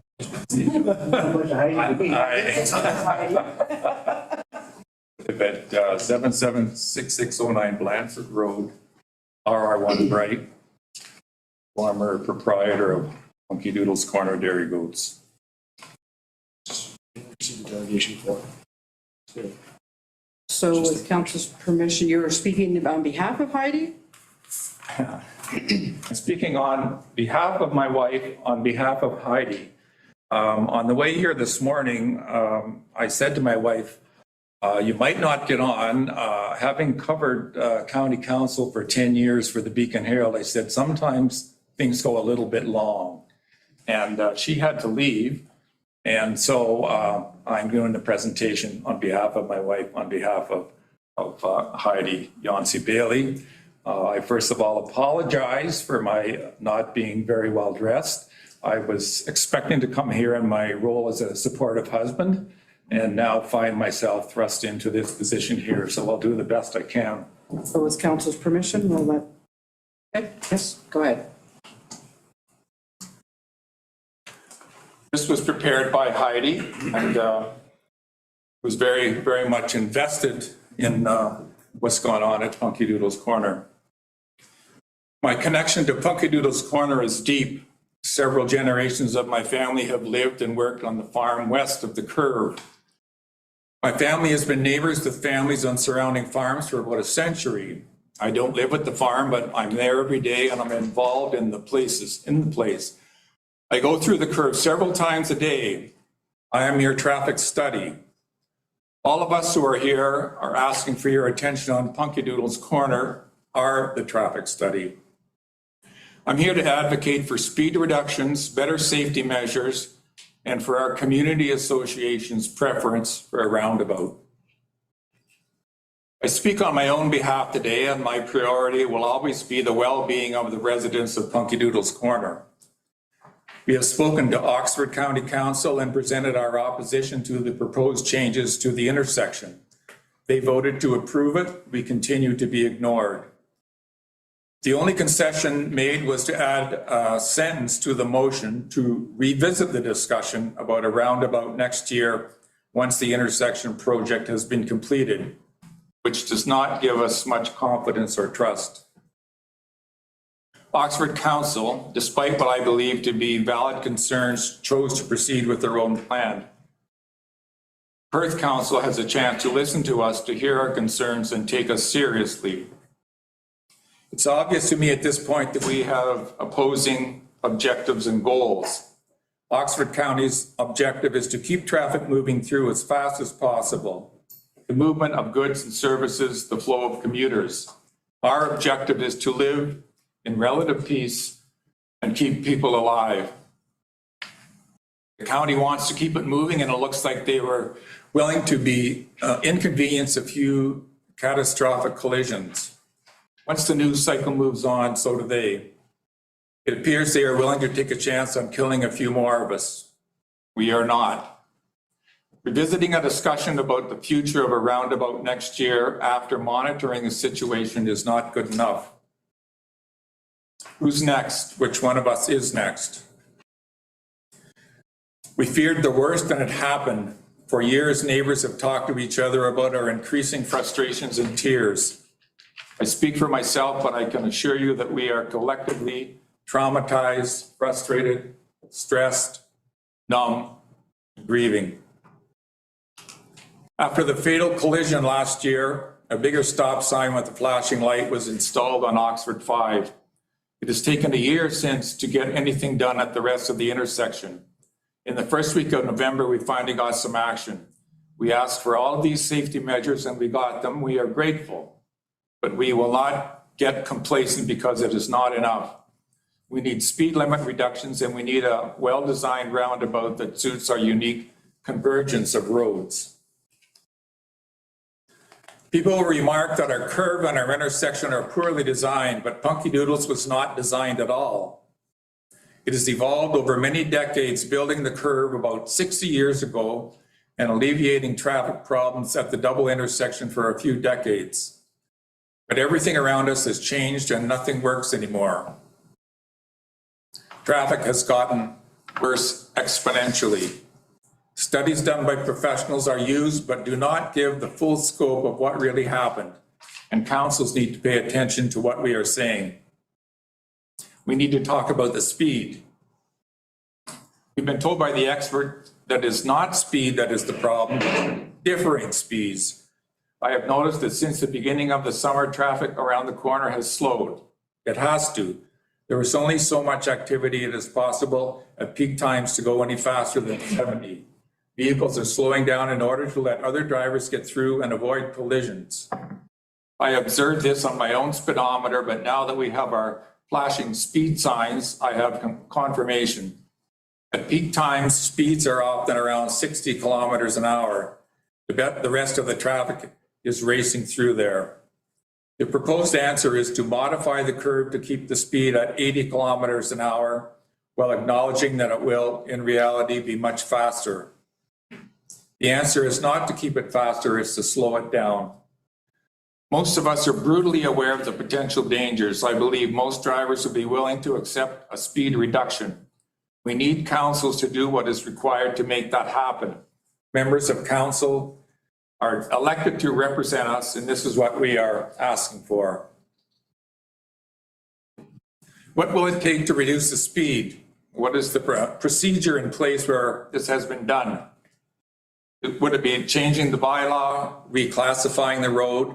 Is it possible to designate a community safety zone? If we don't fit that criteria, how can we get those kinds of safeguards? How can we change the driving environment in order to slow drivers down?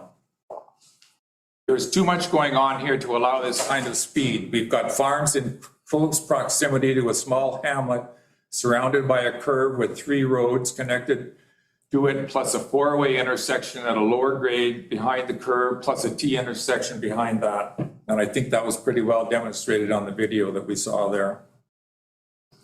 I can't think of any other situation this complex that still allows 80 km/h speed limit.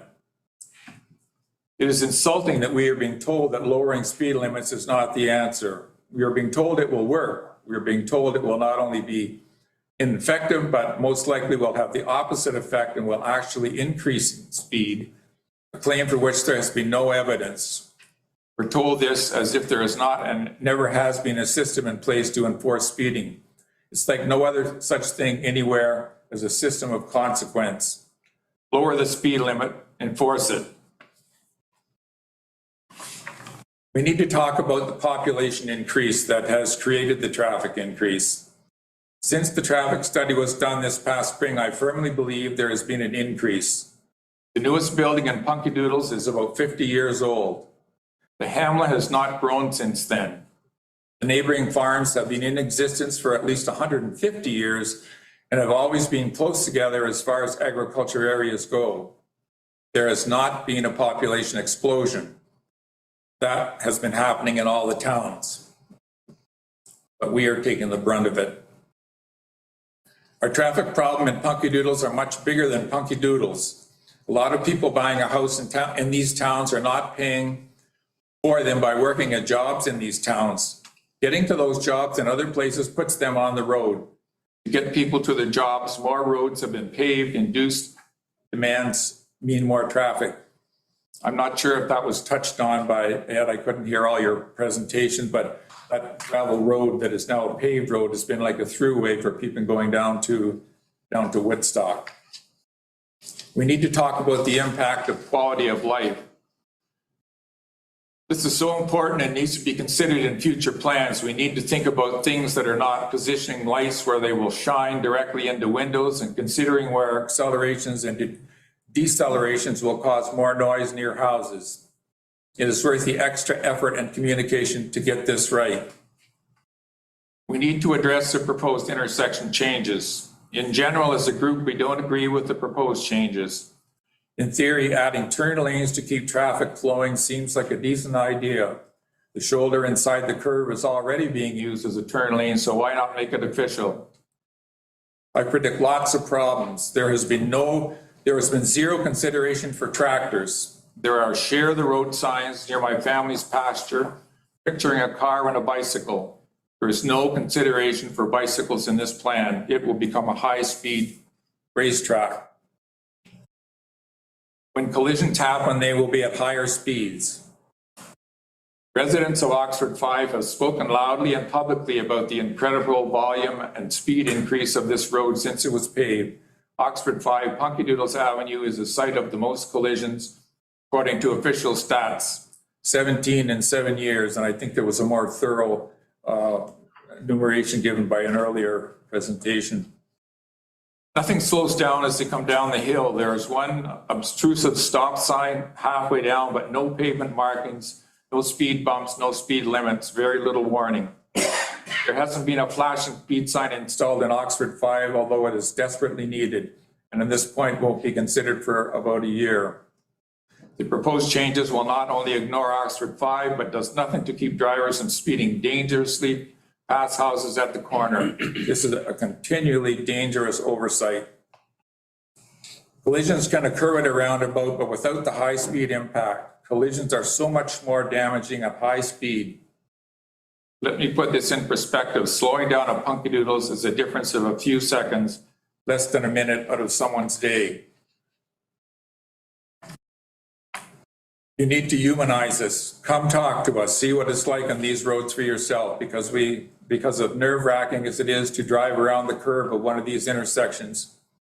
You can't know what it's really like until you turn into our laneways. Until you stand with us in our yards, hear the noise, picture yourself crossing the road to go to a mailbox. And I know when talking to Heidi's mother, Alice, that is finding it dangerous to even cross the road to pick up her mail. That's how bad it is there. And we had that situation when I lived at Punky Doodle's Corner Dairy Goats. Our neighbor was killed on the highway just stepping out to get his mail. It's a much worse intersection there. As I have said before, Punky Doodle's Corner is unique. It is a tiny hamlet with culture and historical significance. At the convergence of 4 roads surrounded by dense established agricultural settlements in small areas. It is not normal. Looking at a map doesn't convey the uniqueness of this place. Going by the practices used in other intersections won't work here. Stop trying to make it normal. We've got to do better in finding a unique solution. We've got to work harder and we've got to work together. Thank you. Okay, thank you. Any questions from members of council? Any questions I answered with my answers, not my wife's or Heidi's, but I think we feel all the same about what needs to be done. Punky Doodle's Corner. Okay, thank you, Mr. Reid. Okay, and we have the 4th delegation by Dr. Peter Ottenreed. I'm sorry if I pronounced your name wrong.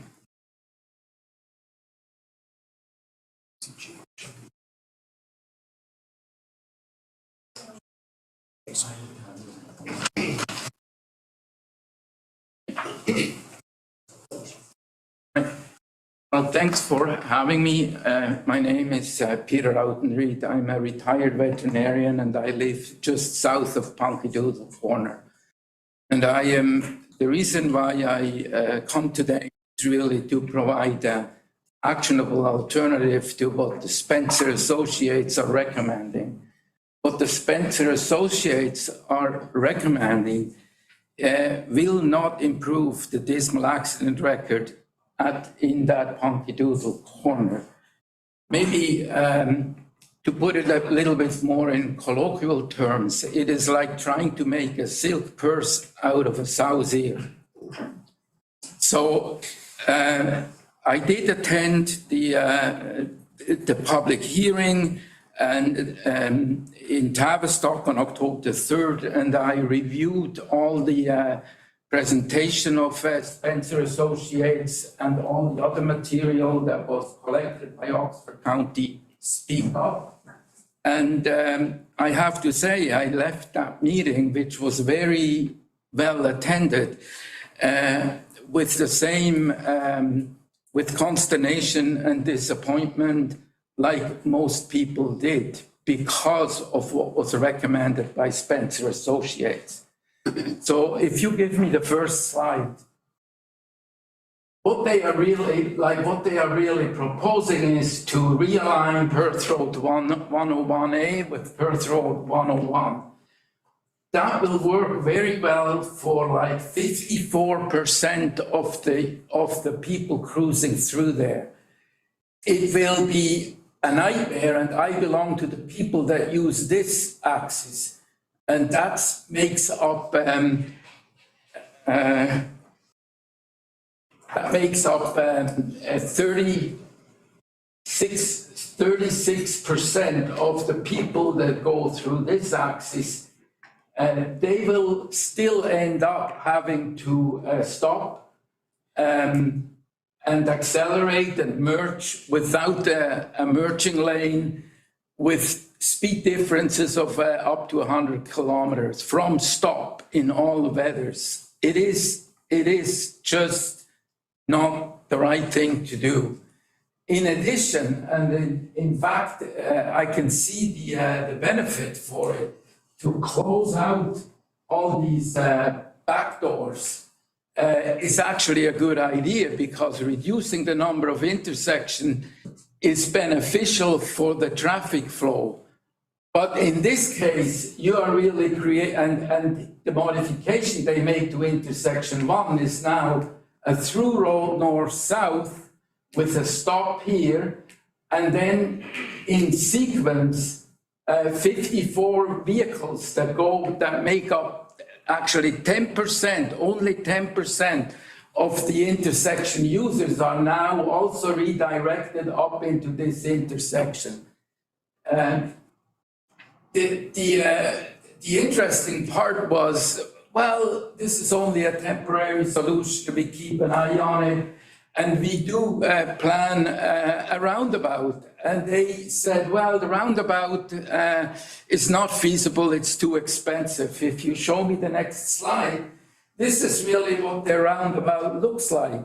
They make 3 on-off ramps. And they still need a T intersection in intersection 1 to bring up all the traffic into what is obviously the right solution to do a roundabout, and that to the tune of $3 to $4 million. It's absurd. If you give me the slide 3. This is the aerial view. Down here is Tavistock. Over here is going towards Ayr. Up here is New Hamburg, and down here is Woodstock.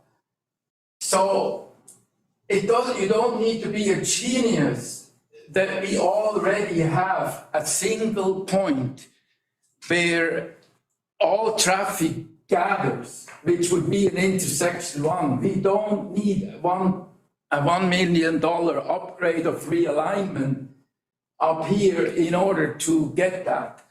And more 4-way intersections are replaced by roundabouts because it makes environmentally no sense to have like 1,108 vehicles stop and accelerate when you can do this all with 0 stop sign at a coordinated speed of a roundabout. So in order to so let's go to let's skip the numbers and to have more time for discussion. But if you you need to think, how are we going to regulate the traffic in here? Obviously, a 4-way stop is no one wants. But if you are now making north-south the through road and making the east-west the stop sign, the stop, then 500 vehicles going southbound can turn without a stop west, and the 200 that go south can also barrel through. I would say speed limit is still critical. But at least there is no double sections in sequence. That is the death trap, which is really causing all the accidents, and that's what Spencer Associates are propagating. And they do say, oh, we applied all the best practices of road standards, and they spend hours figuring out the meters of site of visibility. But I tried to find another situation in Ontario where a 4-way intersection was replaced by a roundabout with a secondary in series T intersection in order to redistribute the local traffic. It's bizarre. It's actually, in my opinion, traffic planning mediocrity, if not malpractice. So go to slide number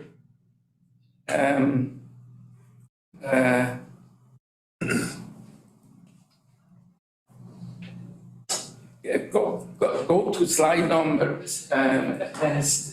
yeah, go to this one. No, the next. So this is actually how it would look like the line of sight at intersection 1 would be measured in kilometers and not in meters for visibility, and the people that make come out of a stop, they will not have to accelerate uphill and merge, and they still would have to merge with a fairly solid traffic passing through, but that can be controlled with speed. Go back one slide. Like we can, if you look at it, the 500 cars that come south, the 500 cars that come south, no stop turning towards Tavistock. 200 no stop going to Oxford County. The people coming north from Woodstock, no stop going to New Hamburg, and the 10% east-west, the local redistribution, they would have to stop. 54 would have to stop here and wait until they find an opening to go this way. And 354 come eastbound, and they would have to stop. But that's only 354 vehicles, and not the 1,108 if you make it a four-way stop. So that would be a good temporary solution. But then go to the next, and that's how it actually, that's how it would look like. The next slide. So if you replace like the existing bizarre intersection, the four-way intersection 1 with the roundabout, with 4 ramps, not 3, 4, you would need 40-meter diameter. A single lane can handle 18,000 vehicles, and we are dealing here with actually 1,108. So we are under maximum capacity for a single lane urban roundabout that would essentially remove like the hundreds of stop and starts with essentially yield sign and less accident. And if something goes avery, you could do this. And the next slide is actually a very recent example. No, the next, like that's how you need to sway it out a bit because of this driveway that's very close to intersection 1. So it doesn't interfere with the on-ramp, but essentially replacing intersection 1 with an on-ramp, that would allow us to close not 2, but 4 unnecessary intersection, because this here, all you would need to do is put a guardrail between Concession Road and the Concession Road shunt to the extension of Huron Road, and you would not even let the cars out there, and you wouldn't need to rip out this road or block it off as suggested. And then all the east-west traffic would be handled in that roundabout. And the most important finding is we don't need intersection 2, and we don't need to spend $1 million on that. I have another example. The next slide shows an example of Britannia Road and Appleby Lane in Burlington, and they actually replaced a four-way stop intersection with a roundabout, with a budget that is in the public domain knowledge for $1.8 million. It opened like about a month ago. So if you have any questions, I am happy to if you have any argument why not to do this, bring it up, but don't approve that mediocre Spencer Associates study, please, to save life. Any questions from member of council? If not, thank you, Mr. Ottenreach, for your, Dr. Ottenreach, for your presentation. Yeah, thanks. Okay, so we need a motion, council, that we receive delegations, 8.41 Punky Doodle Corners from 7.3, 7.4, 7.5, and 7.6 on your agendas. I need a motion, moved by Councillor Orr, second by Councillor Trankowski. All those in favor? Carried. Okay, so now we're going to rearrange the agenda just a little bit. We're going to move right to 8.4.1, and John is going to, we're going to go to that report, and John's going to come up, and Bill.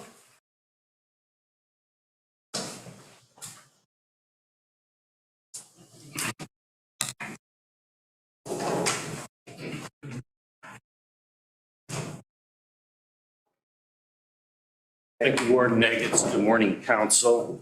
I'm going to briefly discuss the Punky Doodles Corner intersection control feasibility study, and then hand things over to Bill to review the improvements and recommendations. First and foremost, I would like to acknowledge and thank the delegations that presented today. There has been good feedback, comments, and public engagement throughout this study process.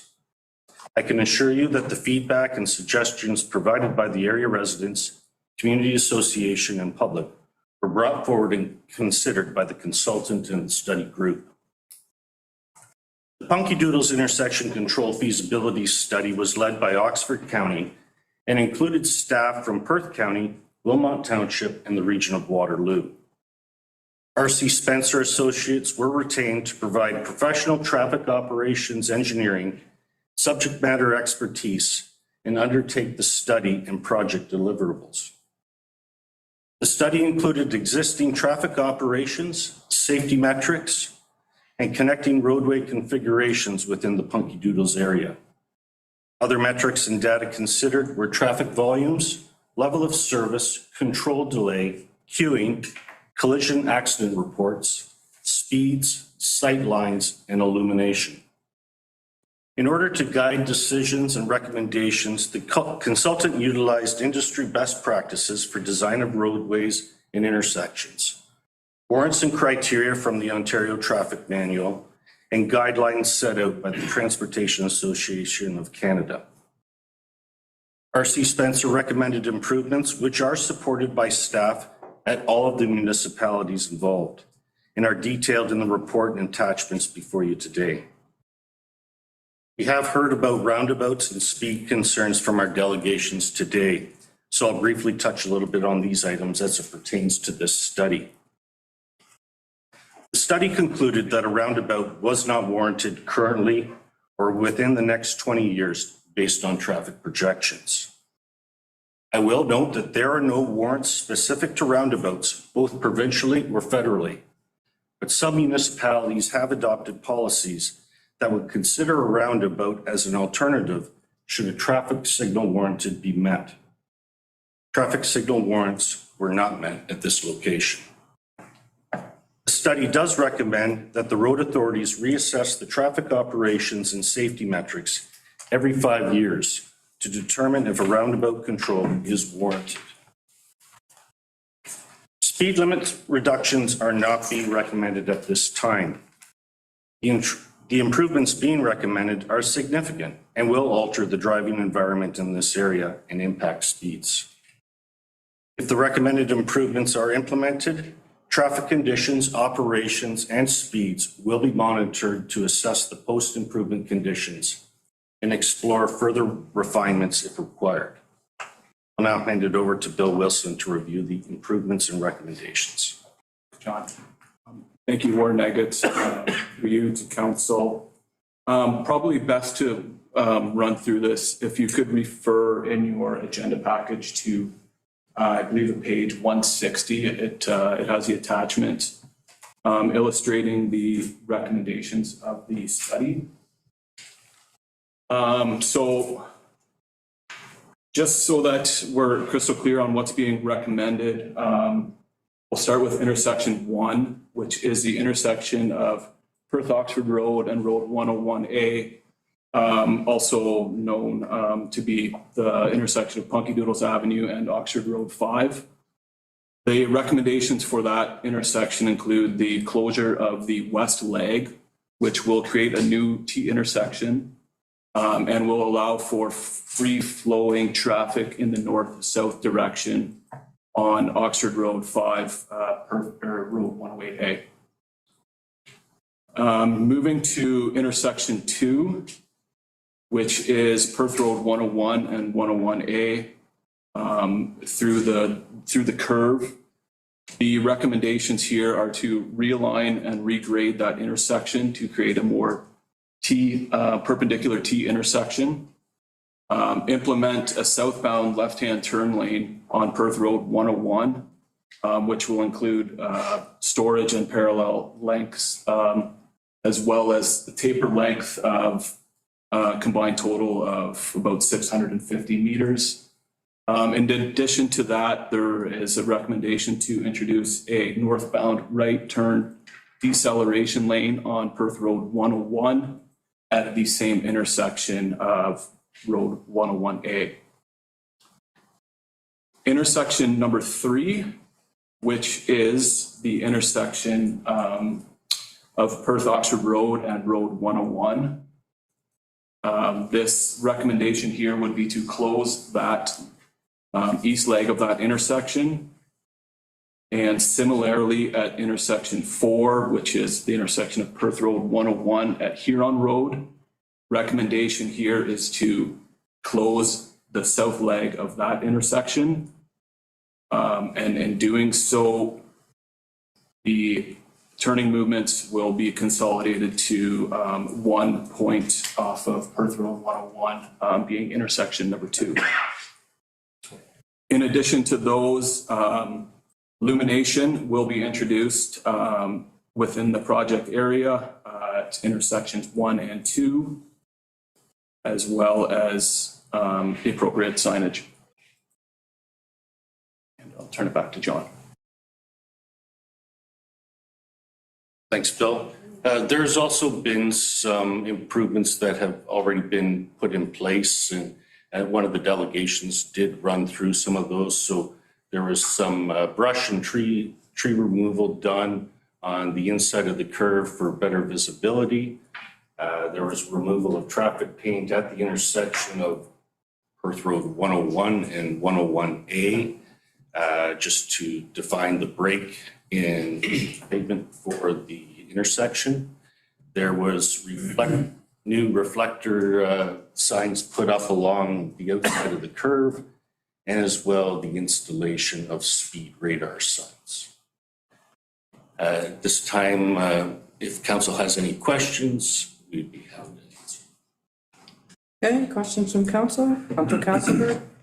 I think my only question at this point is I watched with interest the last delegate who presented an alternative model perhaps for action at this intersection. And I just want to be reassured that the traffic consultant that was engaged in this project has fully considered the good doctor's suggestion, because it did actually seem rather straightforward and working towards reducing the capacity of what is happening in that area. So has the good doctor's suggestion been fully considered? Through the warden to Councillor Kasenberg, yes, that suggestion was considered by the consultant and was also discussed with the study group. And then Bill and I further followed up with the consultant just to further understand those implications. So it was reviewed. Go ahead. Slightly different question, just one more. In all of this public process that has happened around this, in all the comments received, have we received any public comments in favor of the engineers, or the traffic engineers, traffic studies recommendations? Through the warden to Councillor Kasenberg, from some of the public input, yes, the these improvements are, they are accepted by a number of different people. I guess the overwhelming consensus is that it does not go far enough, and that being a roundabout. Okay, Councillor Orr. This is probably more for Bill. Could you just touch base? I'm concerned about the grade. I think the first presenter, Ed Dahan, talked about, 10 feet difference from the curb to the stop sign, and that does concern me. I'm just wondering if you can touch base on that, because. Yeah, sure. Through the warden. The grade through that was looked at. We did do some preliminary designs. When we looked at introducing additional lanes there, it will effectively widen the pavement widths out there. So the consultant looked at what that would do to the grades at the intersection at the proposed location of its realignment. And it was found that those grades were not to be impactful to the design, and that they can be accommodated through the detailed design to regrade that. Go ahead. One other question. I'm fairly new to council, but were there any other studies over time that we've been able to see, or? Through the warden to Councillor Orr, there's not been any previous studies done at Punky Doodles. Thank you. Okay, Councillor Richardson. One comment that came up from basically every presenter was the speed factor. And I know now, because I did go for a little spin down there one day, there is digital signs there. And yes, I do, that does slow down the traffic on a temporary basis. Who is responsible for the actual enforcement of that area? Kind of on the edge of Perth County, you're kind of on the edge of Waterloo region, you're kind of on the edge of Oxford. You're kind of I'm going to quote, no offense to you people, in no man's land. I'm taken. And I got to think one of the biggest factors is lack of enforcement, period.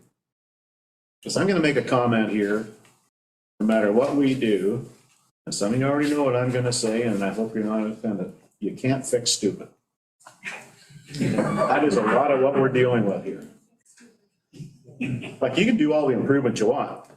I've seen somebody mentioned about the roundabouts on 19 Highway or number 7. They actually weren't put in by Perth. They were MTO that put all those in. I can't remember which delegate brought that up, second one. Those are actually put in by the MTO, and there's 4. And I live on the end of I live on Perth line 20, and I'm very thankful I got it there. But then I've got just as many people that are mad at it because they slow down the traffic. Then they got the acceleration of the trucks, the braking of the trucks. They hear the Jake brakes all the time. So there is goods and bads to a roundabout, is what I'm saying. But I think enforcement is one of the biggest problems here. We get that issue on our road, and we change police forces. It's far, and I know what traffic you've got going around there on the weekends, because they all go by my place. To be honest with you, they're heading for the lake. Like, I think there's one comment that really did concern me is that they go ahead with these these corrective measures, and it's not that I'm against them, I'm not. But then they might look at a roundabout a year or so down the road. Thinking, if you're thinking that much about thinking about a roundabout, maybe you should think a little harder now. Roundabout isn't going to be the only solution to fix this, I'll tell you that right now. That's just my comments. Okay, Councillor McDermott. Just a quick question. At those 5 intersections, if you like, which one is the most dangerous? Like, which one has the most accidents? I don't remember if that was in our report or not. I apologize.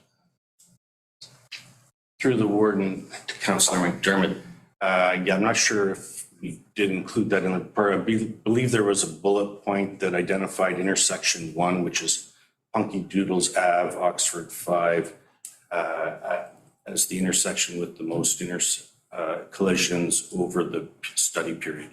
Okay, so 3, 2, and 4, those intersections weren't quite as, obviously not near as bad, even though they're coming off the main road type of thing?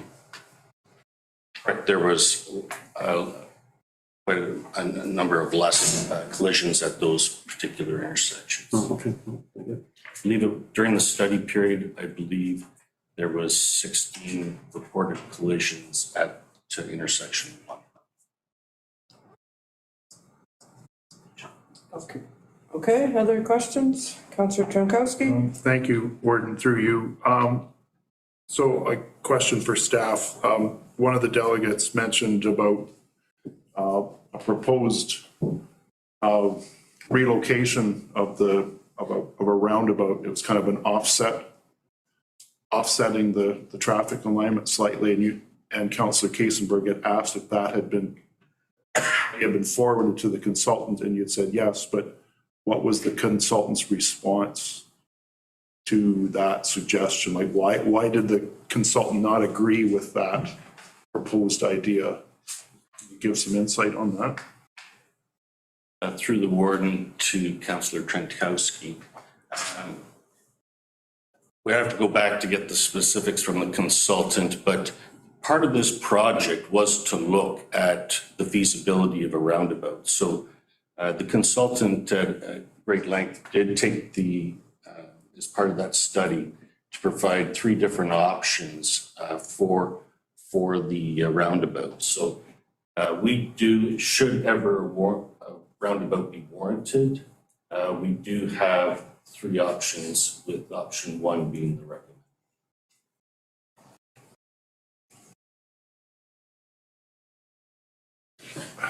Go ahead. I guess this is more of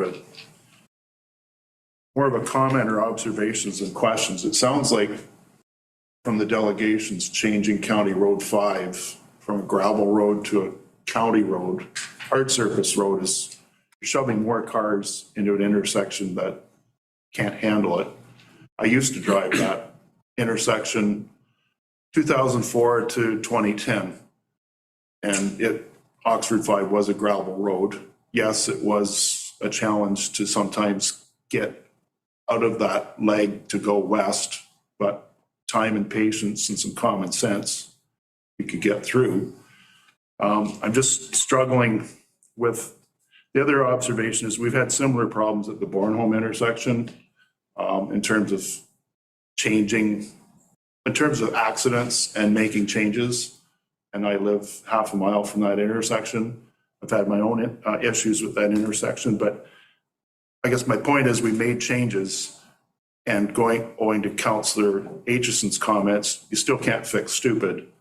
We made significant changes were made between the county and the MTO. We still have accidents there, a serious one this fall, as an example. So every change has a consequence. And I'm struggling with what the correct change is, because yes, there are roundabouts on the stretch from Highway 7 from Stratford to St. Mary's. It fixes or addresses the issues at the intersections, but between the roundabouts, you can still observe very bad driving habits, people trying to make unsafe lane changes in between the roundabouts. So I'm caught betwixt and between on what the right remedy is for this intersection. It sounds like the T intersection's on the right track, but I'm just wondering if there isn't a little more thought that needs to be put into it. Like the key being Oxford Road 5 being a county road now instead of a gravel road. That's caught my attention. So that's the end of my comments. Thank you. Mr. Kassenberg? It's interesting because when I came in and having read the reports, I tend to have a disposition to accept what the experts have said and generally vote relying on their expertise in terms of their advice and recommendations to us. I think this is one of the few times where we've seen a lot of unacceptability of the expert recommendations. We have a gallery here that I don't think I've seen in my term on council. of people who are not happy, feeling that they're not being heard on this matter. And that leaves me, I think, with Councillor Trentowski, but perhaps slightly on the other side of the middle point there, Dean. I find myself wondering if the right solution here isn't to have this peer reviewed by another traffic engineering consultant to see whether there's actual value and whether these are the correct recommendations or whether it's just a wide open field for interpretation. And in that case, then we're left with the question of the acceptability of this solution to those who live in the area. And I think they need to be considered.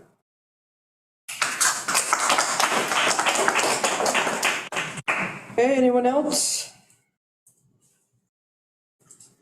What does council wish to do moving forward? We do have a motion. I'll read it, see where it goes, if it goes anywhere, and if not, someone can do something else. So council receives the Punky Doodle Corner intersection control feasibility study and intersection improvement report. Council endorse the recommended intersection improvements at Punky Doodle Corners for implementation in 2024 as detailed in report, and that council pre-approved $330,000 as part of the 2024 capital budget to fund Perth County's portion of the proposed capital works at Punky Doodle's Corners. Do we have a mover? By Councillor McDermott. Do we have a seconder? Councillor Smith. Any more comments or questions? Councillor McDermott. Yeah, it's not a very happy report, but I don't know if we stop it now, what good that's going to do, because if you've got Oxford and Waterloo, if they've already passed this and we don't pass it, I don't know if when the improvements would get done. So I'd like to see the improvements, whether they're the greatest improvements or not, but at least some improvements done now and not put this off any longer. Okay, anyone else?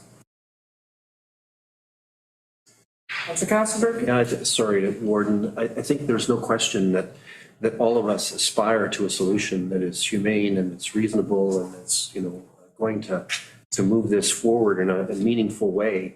And so even though I will not support the motion, I think that we need to figure out quickly what are the simple or easiest things, the lowest hanging fruit things that we could do should this motion not pass and we not endorse this motion. So I'm concerned, I think I share the concern of Councillor McDermott in that we need some action here. It's just what does that action look like and how do we stage that, right?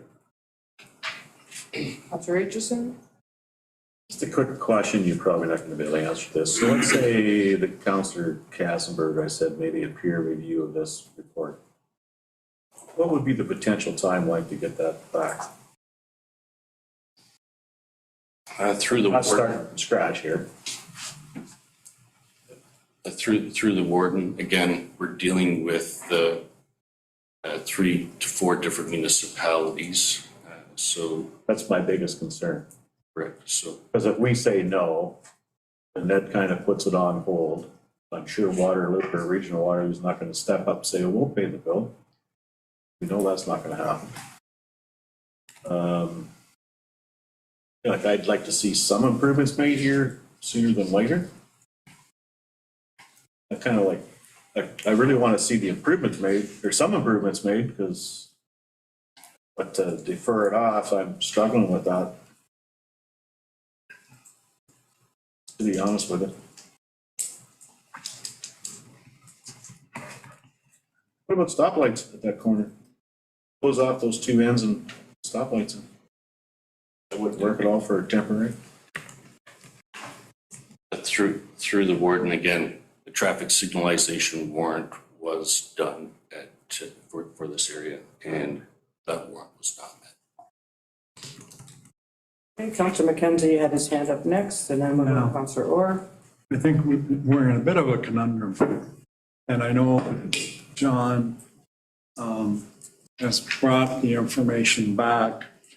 And I know we still have some questions. And I guess I'm wondering would there be any advantage to having the consultant come at a meeting in the near future and ask him or the consultants some of the questions that we have and get a little better handle on why they made this decision as opposed to another one?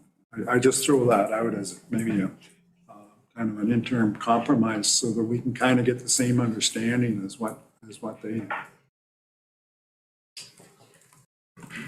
Okay, Councillor Orr is next. I don't necessarily want to delay it as well, but I do like the idea of a peer review, and I do like what Councillor Mackenzie just said as well. Okay, Deputy Warden Kellum? Yes, through you, Warden. And I agree as well. I have my decision was made prior to hearing all the delegations. I would like the consultant to come. I'd like to defer this decision today, not make a decision, and have the consultant come in the very near future to explain everything to us. And then we may have further questions, and then we can make the decision based on that. Yeah, I would, through you, Warden, I would concur with Councillor Mackenzie and Deputy Warden Kellum. We only get one chance to do it right, so I would welcome the consultant coming to take a deeper dive on this subject and have the opportunity to ask more detailed questions of the consultant. I would move then, I moved the motion, I move that we change the motion to allow the consultants to come, and that we would defer this to hopefully a meeting very, very soon, because I'd assume that they want to get on with the work. Do you wish to amend it? Yeah, I would amend it. And who was my seconder? I agree. Okay. John? Through you, Warden, just so council understands, deferring the decision here today and/or bringing the consultant in for, or even looking for a further peer review. This would we are currently scheduled to go out, once approved, to go out for detailed design for this project, and then to tender the project with the anticipation that it could be constructed in Q4, constructed and completed in Q4 of 2024. Deferring at this point in time will likely put that timeline in jeopardy.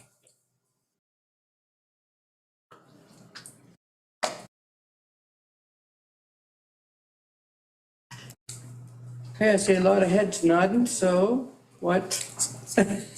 Not nodding to sleep, but nodding. You're looking at me, it's not. Yeah.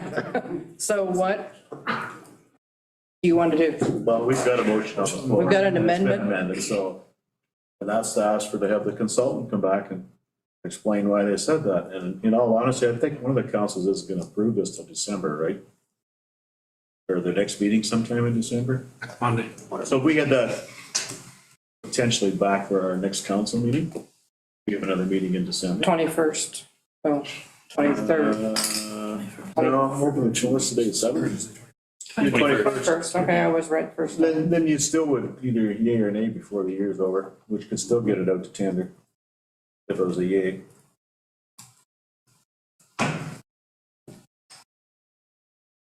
Okay, so we have an amendment first that we vote on according to procedure. So Tyler, can you read the amendment? Yes, so the amendment would be to defer the decision and direct staff to engage with the consultant to attend a future council meeting to provide justification of the decision presented in the report.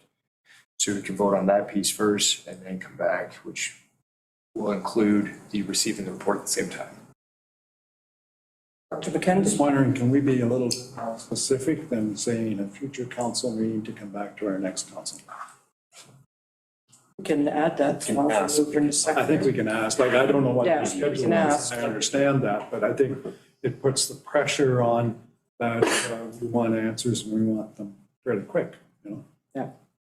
Okay, that's all right with the mover and the seconder. We'll change it that we want them to come back by December 21st meeting.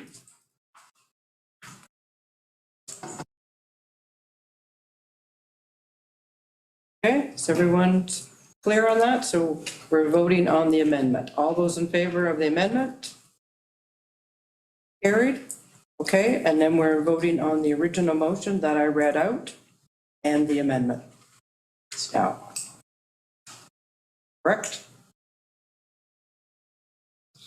Right, Tyler? Okay. Any more comments or questions on that? All in favor?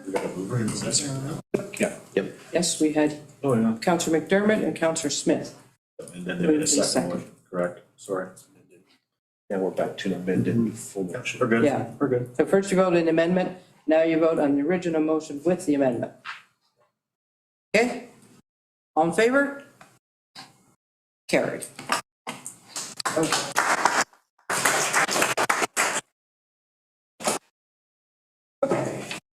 We are going to go back to where we left off in planning, 8.1.1, OPA 219, and Nathan, this is yours, it's not you. I have my conscious. Okay. I'm not saying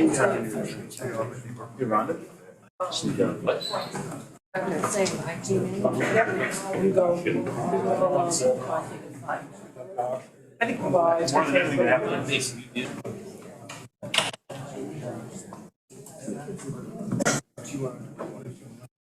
If it's down, really.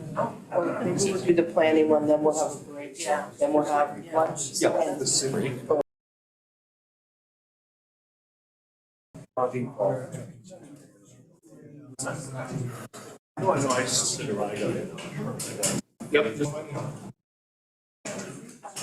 Okay, we're going to move on. If you could take your conversations out in the hallway, that would be greatly appreciated. So we can keep going because we have an awful lot on our agenda this morning. So we're going to go back to the planning on OPA 219. And Nathan, the floor is yours. Thank you, Your Worship, members of council. So I have provided a presentation previously during the open public meeting. It is my recommendation that OPA 219 be supported and approved for the two on-farm businesses and the on-farm diversified uses as outlined. I am happy to address or answer any questions in this time. Okay, questions, Dr. McDermott? Not necessarily a question, but I congratulate them on trying to start a business. And as a rural resident, I'm very appreciative of having somebody that can fix something close by. I wish them the best on finding the employees. And with that, I would move to, I'd move the recommendation. Okay, let me read it first. Sure. Council receives the OPA number 219, Sean and Amanda Cleland, 5621 line 81, report submitted by MHBC Planning Limited on behalf of Sean and Amanda Cleland, and that council approves the official plan amendment number 219, the county of Perth official plan affecting land described as part lot 22, concession 4, Alma Ward, municipality of North Perth. And we have it moved by Councillor McDermott, second by Councillor Smith. Any more comments or questions? Councillor Katzenberg? I have struggled with this one immensely because generally my politics thinks about compassion, humanity first. And certainly this matter has torn me a little bit because I've struggled with trying to support the entrepreneurial aspirations of this family and so forth. But I'm also very concerned about this one. It turns out that in the 25 years or so of a current official plan, we've not, from my report from staff, had a single amendment that has put or allowed two businesses on a agricultural property or in an agricultural facility. I find that we are therefore setting what could look like a precedent. Now, I know that the planner and the planning team has said, we evaluate every piece in accordance with the specific particulars of the application. And I commend that. I think we've all wanted that over the last term of council to see a lot more flexibility around that kind of thing. But I find myself concerned about the notion that we, and forgive my slight exaggeration, could see essentially mini malls show up in the middle of farm country. We could see, this one is two, and one of them is very small, and I understand that. But when the next one comes, it could be 3, and then it could be 4.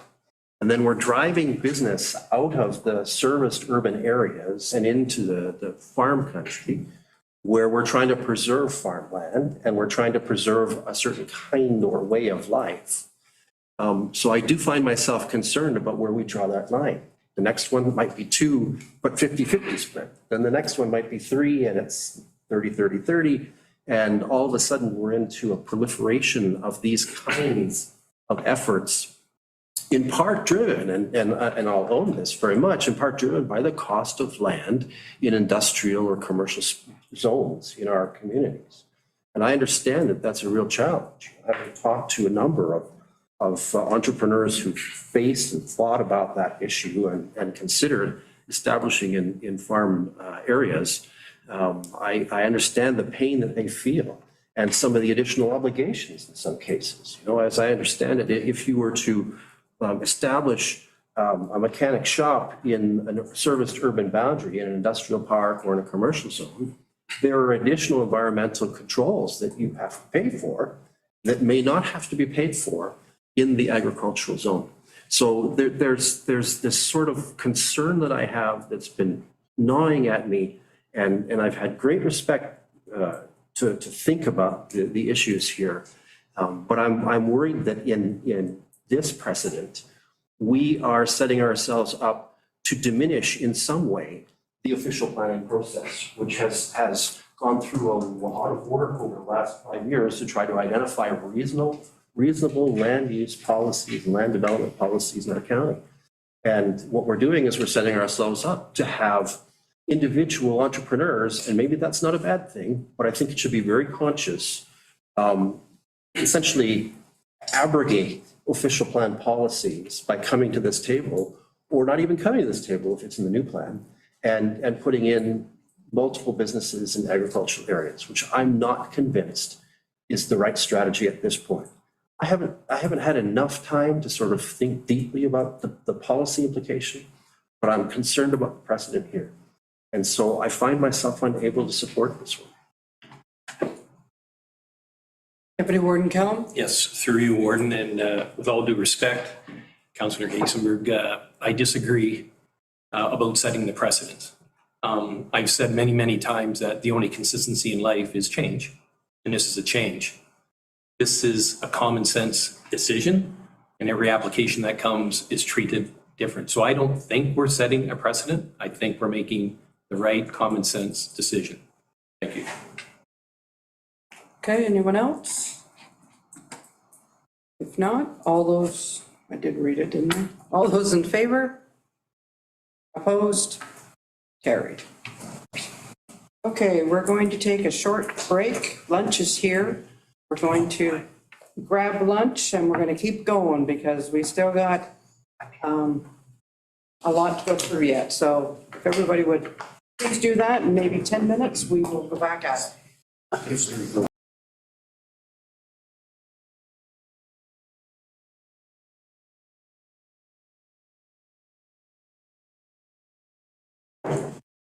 Okay, we're going to move on to our staff reports in corporate services, and the first one is October 2023 Forestry Inspector's Report. Riley, yours. Thank you. So through the warden, before council is the October 23 Forestry Inspector's Report prepared by Marvin Smith, the Perth County Forestry Inspector. Within this report, Marvin completed 13 inspections in response to the submission of the notice of intent, and 3 inspections in response to a request from a landowner. There's no other comments from myself or Marvin. If there's any questions, concerns, or inquiries, I'd be happy to take those at this time. Okay, any questions of the report? If not, we have a motion that council receives October 2023 Forestry Report for information. Moved by Councillor Katzenberg, second by Councillor McKenzie. All in favor? Carried. Okay, and the next item is the Joint Accessibility Advisory Meeting appointment. Perfect. Yeah, so through the warden, I'll be taking this one as well. Just a little bit of background information with respect to the Joint Accessibility Advisory Committee. We had a member move out of the county and then vacated the position within the actual committee itself. As such, information did get put out. It was a West Perth appointed individual recommendation. They posted information with respect to filling the vacancy.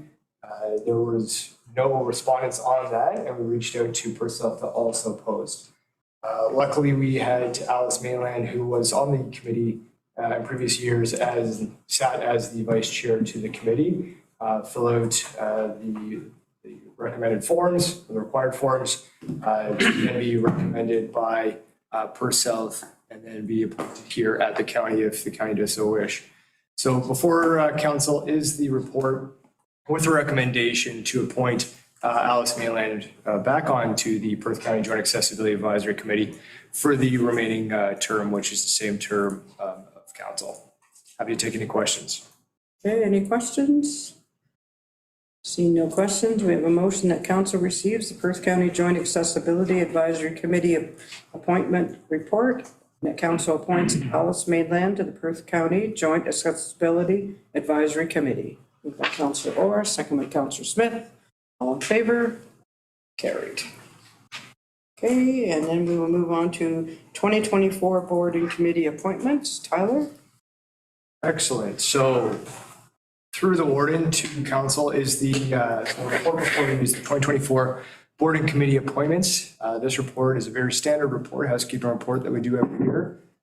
Information went out by myself to council to engage with council to see what committees you would like to be a part of with respect to this year coming up, with the one exception of the SWIFT, which is a 2-year term.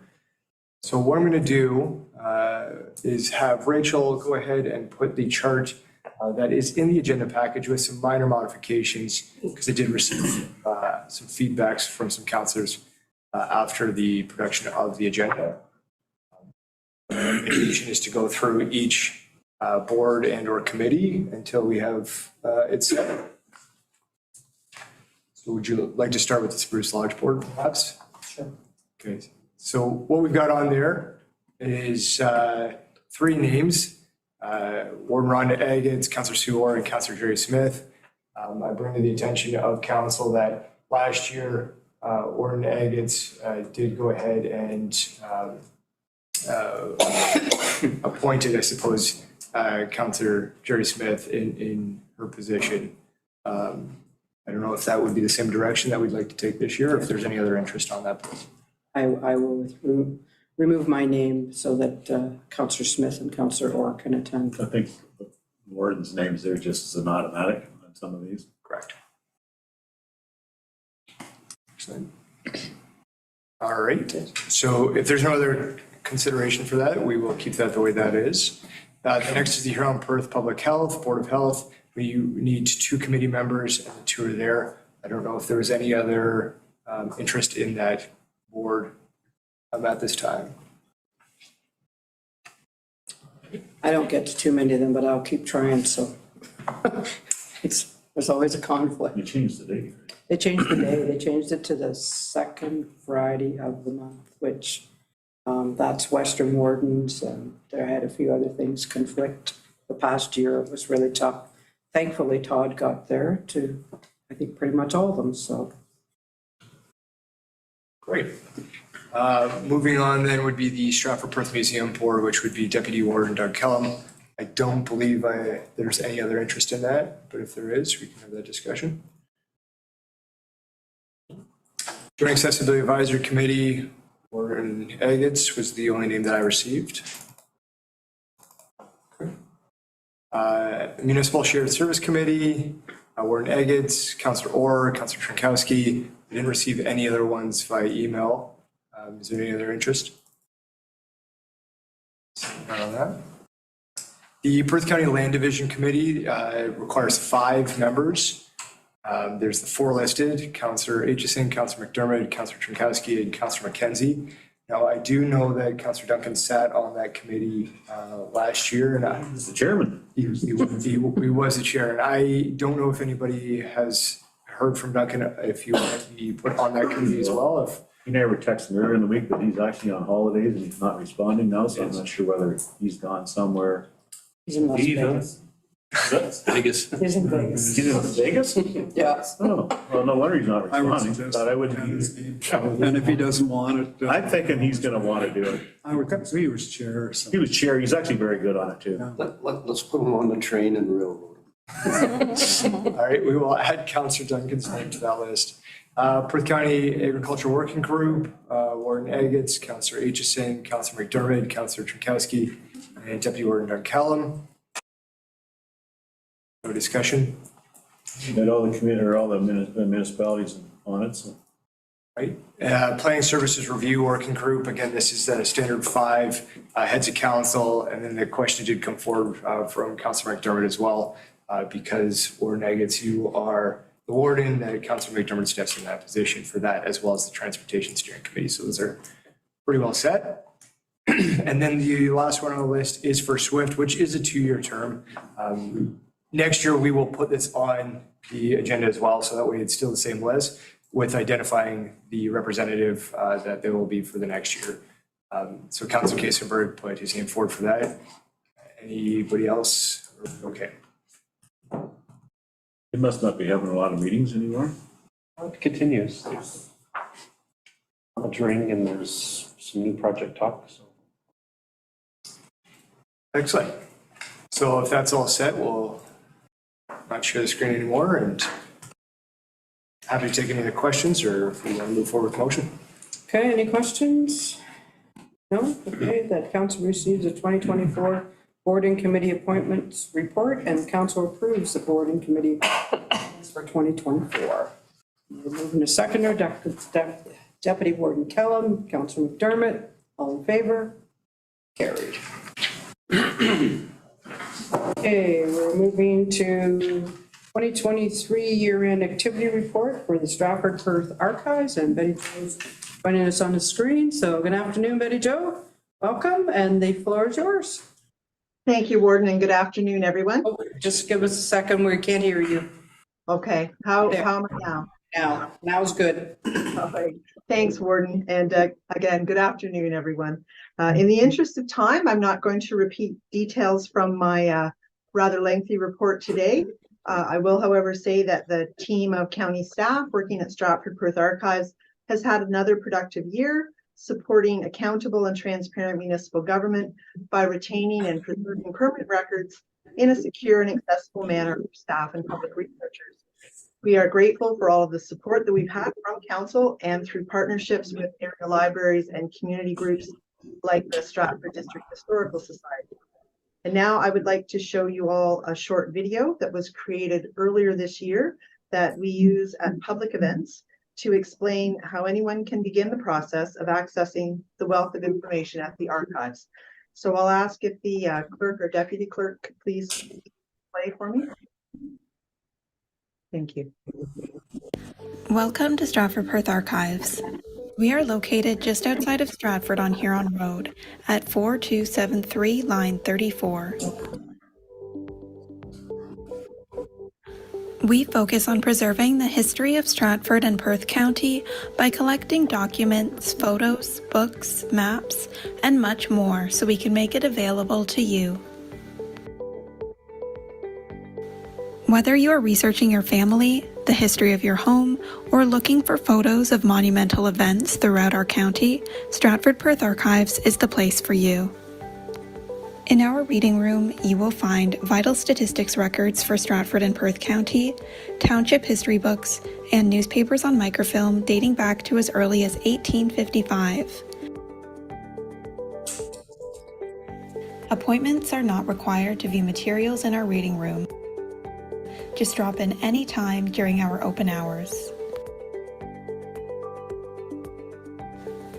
Our collections room is home to thousands of archival materials, including over 10,000 newspaper clippings files, over 1,200 street and house reference files, over 24,000 days of Beacon Herald negatives, over 22,000 photos, and over 3,000 postcards. Our collection continues to grow with generous donations of records. You can request archival records needed for your research ahead of your appointment, and they will be ready for you when you arrive. To plan your visit, go to our website at perthcounty.ca/Stratford Perth Archives and view our digitized collections and finding aids. Note down any of the records that you may be interested in viewing during your research.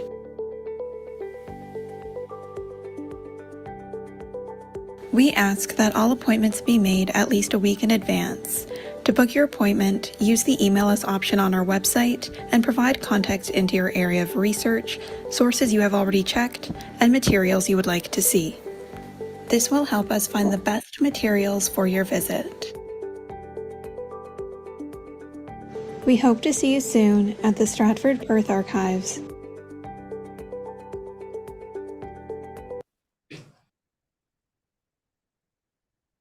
Okay, and with that, I will thank you for your time today. And through you, Warden, be happy to respond to any questions or comments that you may have about the report. Okay, thank you. Great video, I will say. Very impressive. Any questions from council members? If not, we have a motion that council receives a 2023 year-end activities report from the Stratford Perth Archives for our MSSC meeting on December 21, 2023, and that council approves the report for submission to the MSSC meeting of December 21, 2023. Need a mover and a seconder. Moved by Councillor McDermott, second by Councillor Orr. All in favor? Carried. Thanks, Betty Jo. Enjoy the rest of your day. Okay, we're going to move on to POA Court Services report, and Vicky is off today, so I'm not sure if someone else is going to give it or. I can speak on Vicky's behalf and take back any questions that you may have.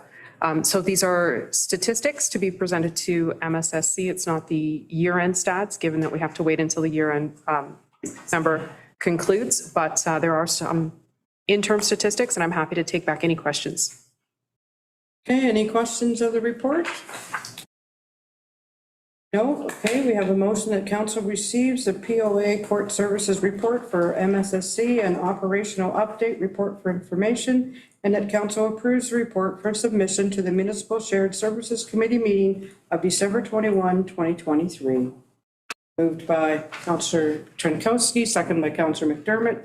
All in favor? Carried. Okay, now we're going to move to paramedic services. And we have our MSSC Mobile Integrated Health Annual Update 2023. We have Debbie and Chris joining us.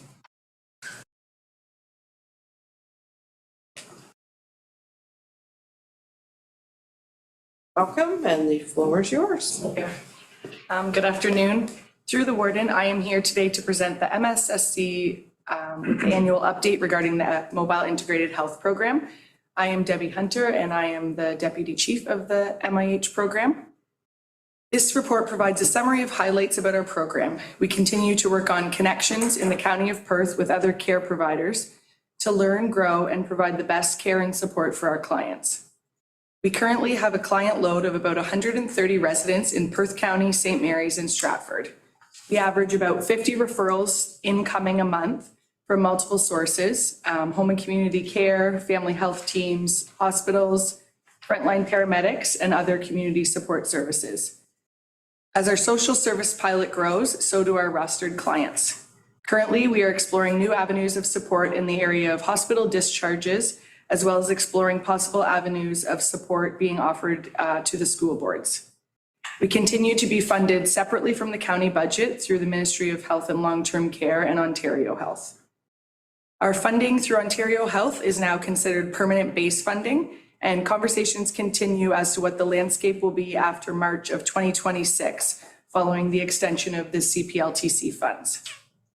Our immunization efforts were focused primarily on homebound individuals who may have had difficulty getting to the established sites.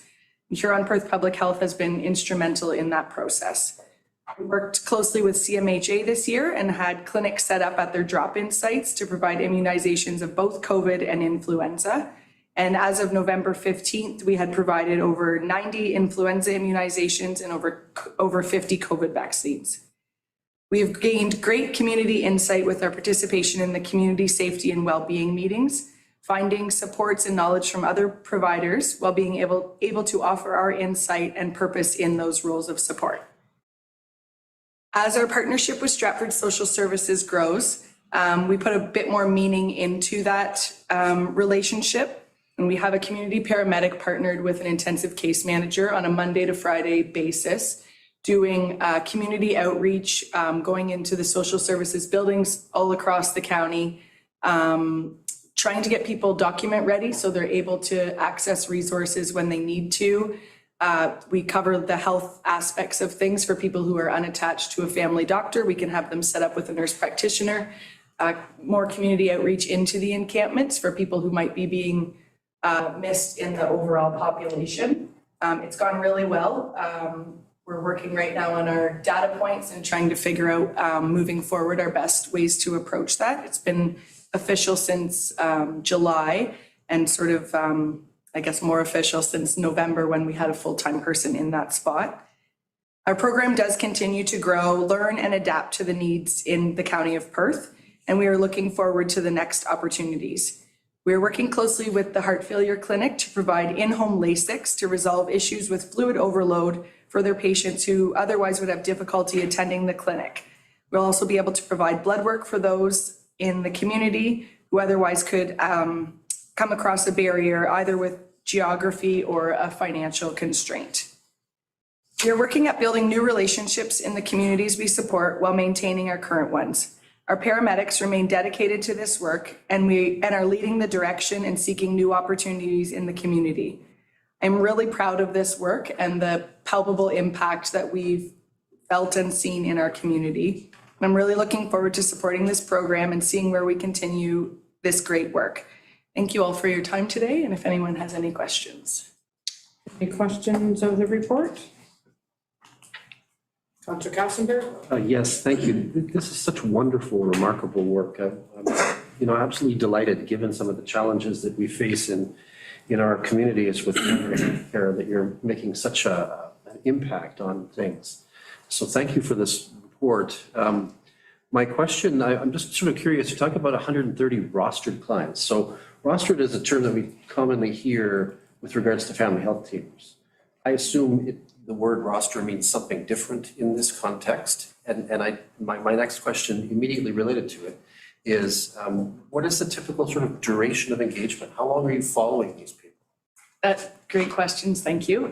Through the Warden. So our rostered clients are ones that we are regularly seeing. So I'll just kind of explain it. A referral comes in, we go out, we would meet you in your home, we would do an intake, and then you would be on our active client list. So that's sort of how we determine our rostered. So maybe active clients is a better way of putting it.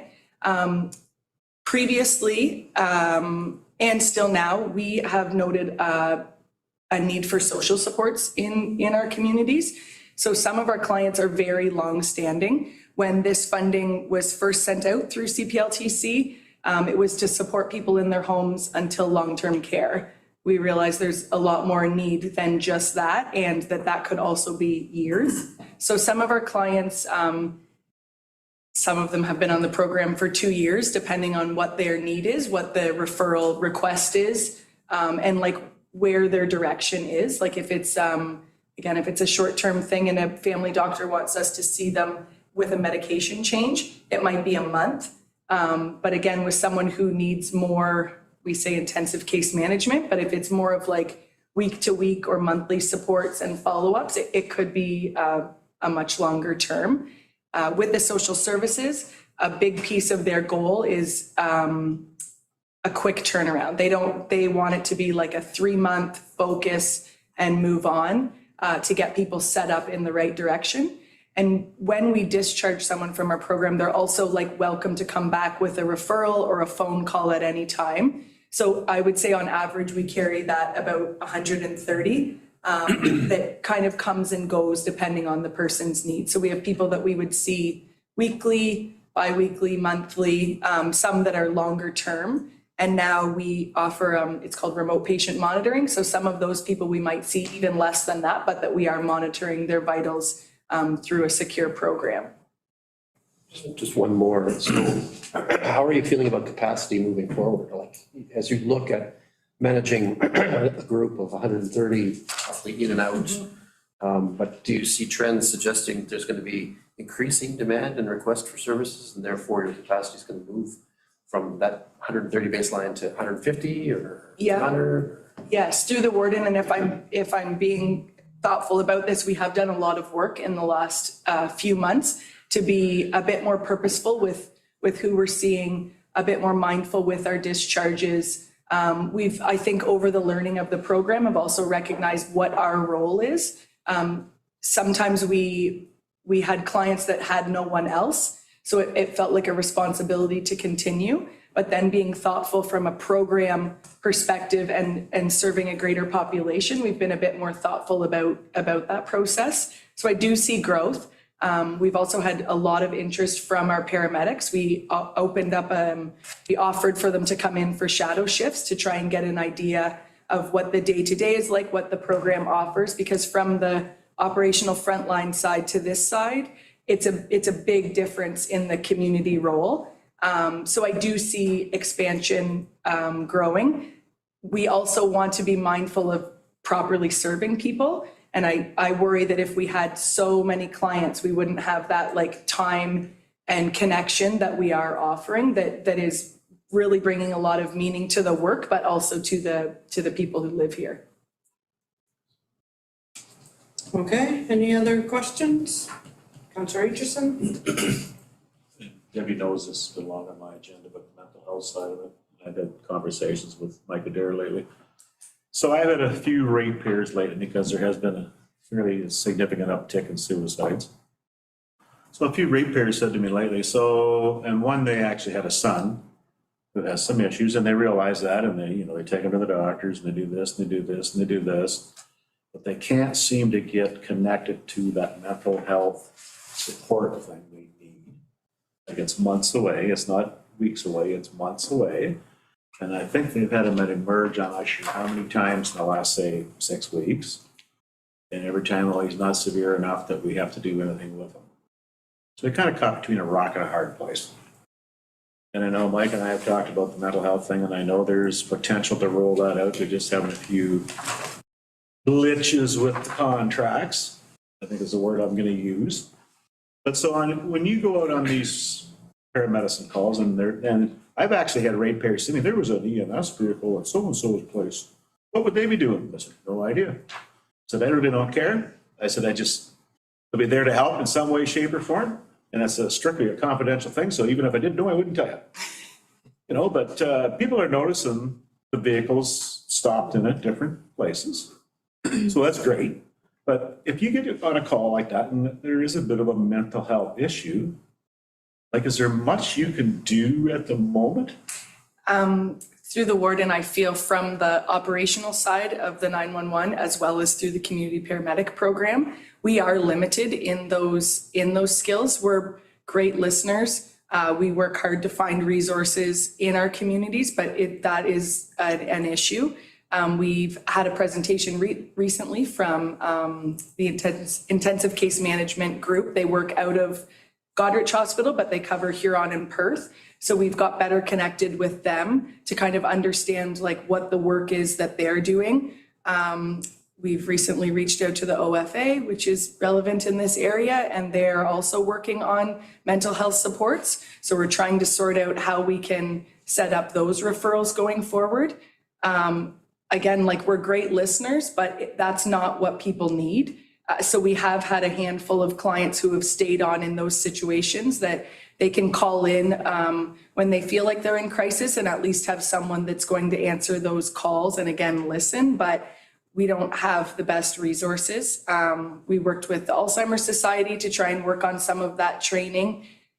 I haven't fully identified like what we need. Like, I think it is much bigger than what we can offer as paramedics, but I will say we continue to like really search out and get creative with what those resources, what they might be. With CMHA, they've been really, really great to work with and sort of try and problem solve and brainstorm some of that stuff. But I don't have a good resolution for that. It's interesting you mentioned the OFA, because I know people who have actually, there's a number you can phone through that organization. These people did phone it and got put on hold. And then they come back and said, oh, we don't have anybody to talk to you right away. So then a little while later, somebody phoned back. They did phone back, because, a little while later. And said, get somebody with you in a few minutes. That never happened, and the friend was, oh, yeah, we don't have anybody, sorry. And that was the end of it. So that shows the system from top to bottom. I'm not pointing fingers, but there's so much needed there, and we just we can't get our feet out of the sand. But that's the number one call I've been getting lately. I'm going to be, bye. Okay, other questions, comments? If not, we have a motion that council receives the MSSD Mobile Integrated Health Annual Update 2023 report for information, and that council approve the MSSC Mobile Integrated Health Annual Update 2023 report to be presented at the Municipal Share Services meeting on December 21, 2023. Moved by Councillor Kassenberg, second by Councillor McKenzie. All in favor? Carried. Thank you both. Enjoy the rest of your day. And now we're going to move to overall budget presentation by Corey.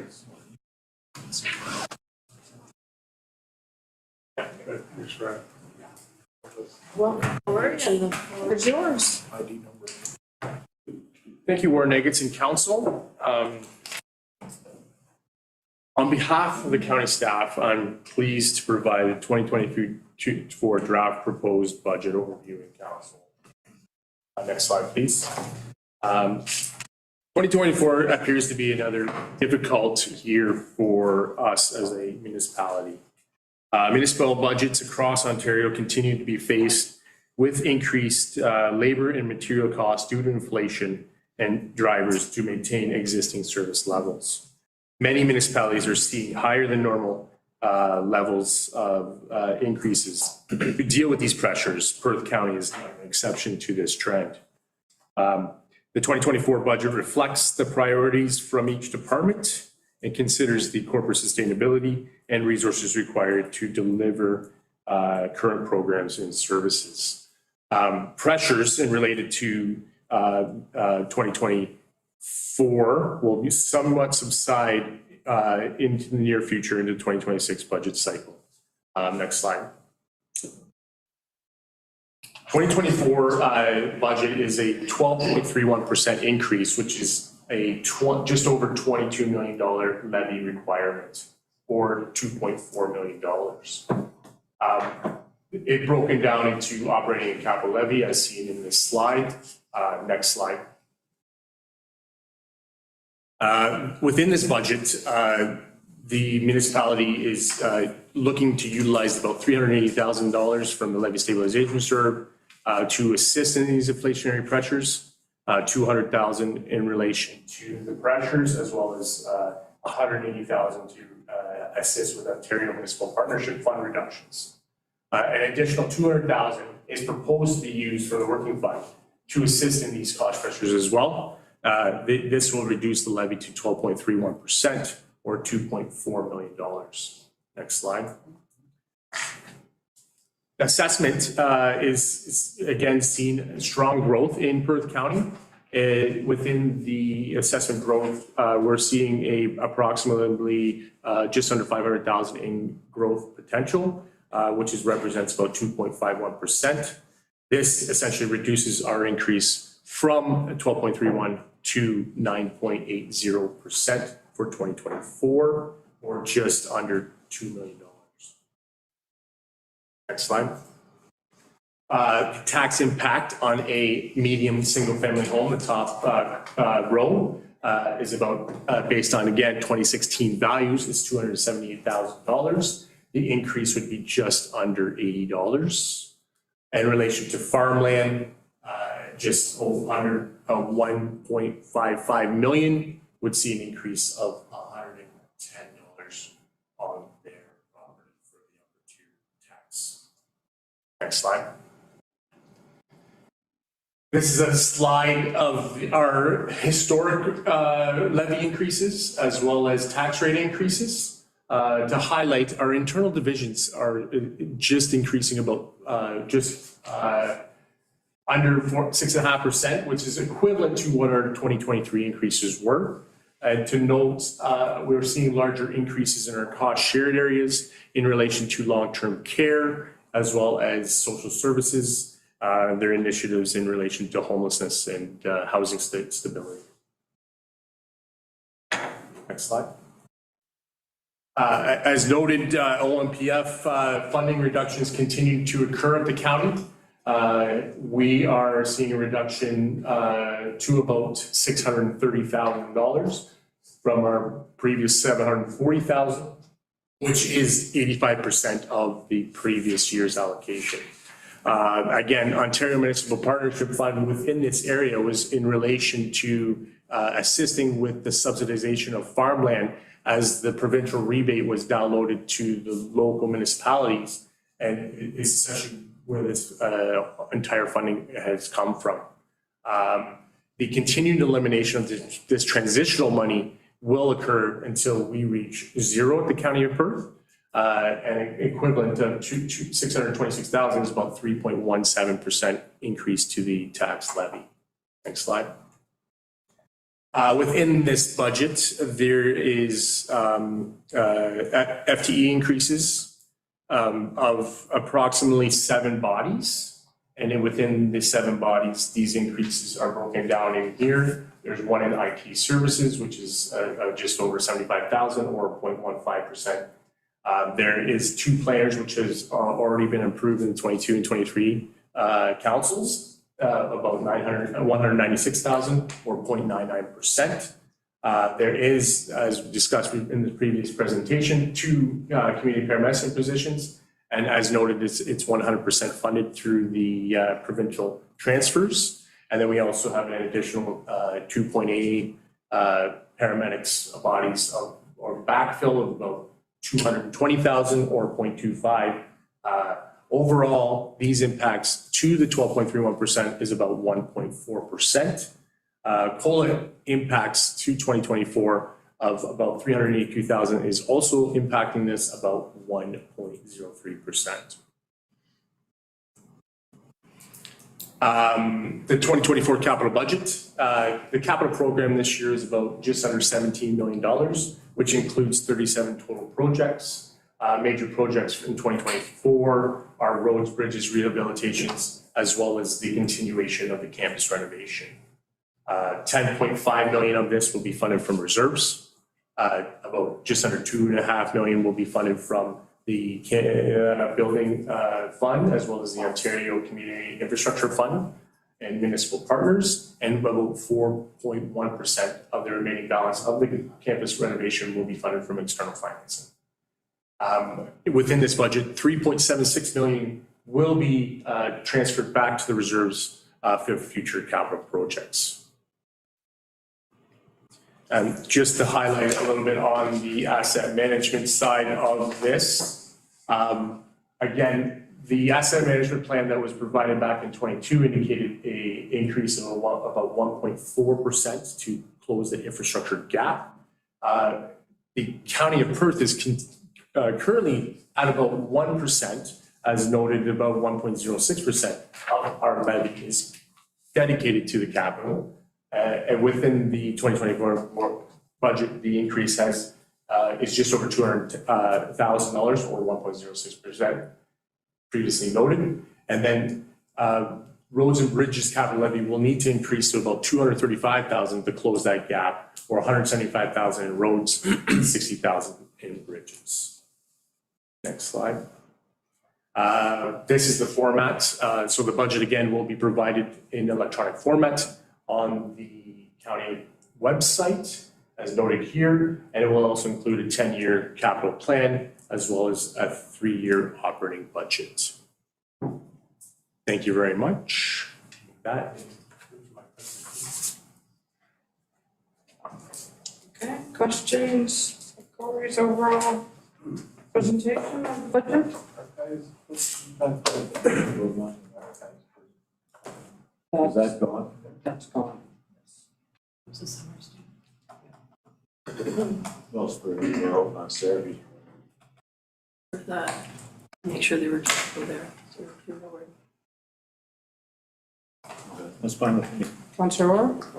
Great presentation, Corey. Just curious, do we ever compare ourselves to Huron County, Oxford County, if we could do an apples for apples or things like that? I'd like to see that.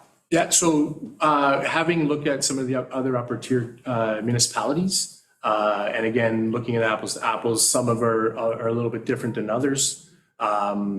The County of Wellington presented a proposed budget of just under 5%, but they have a $60 million levy.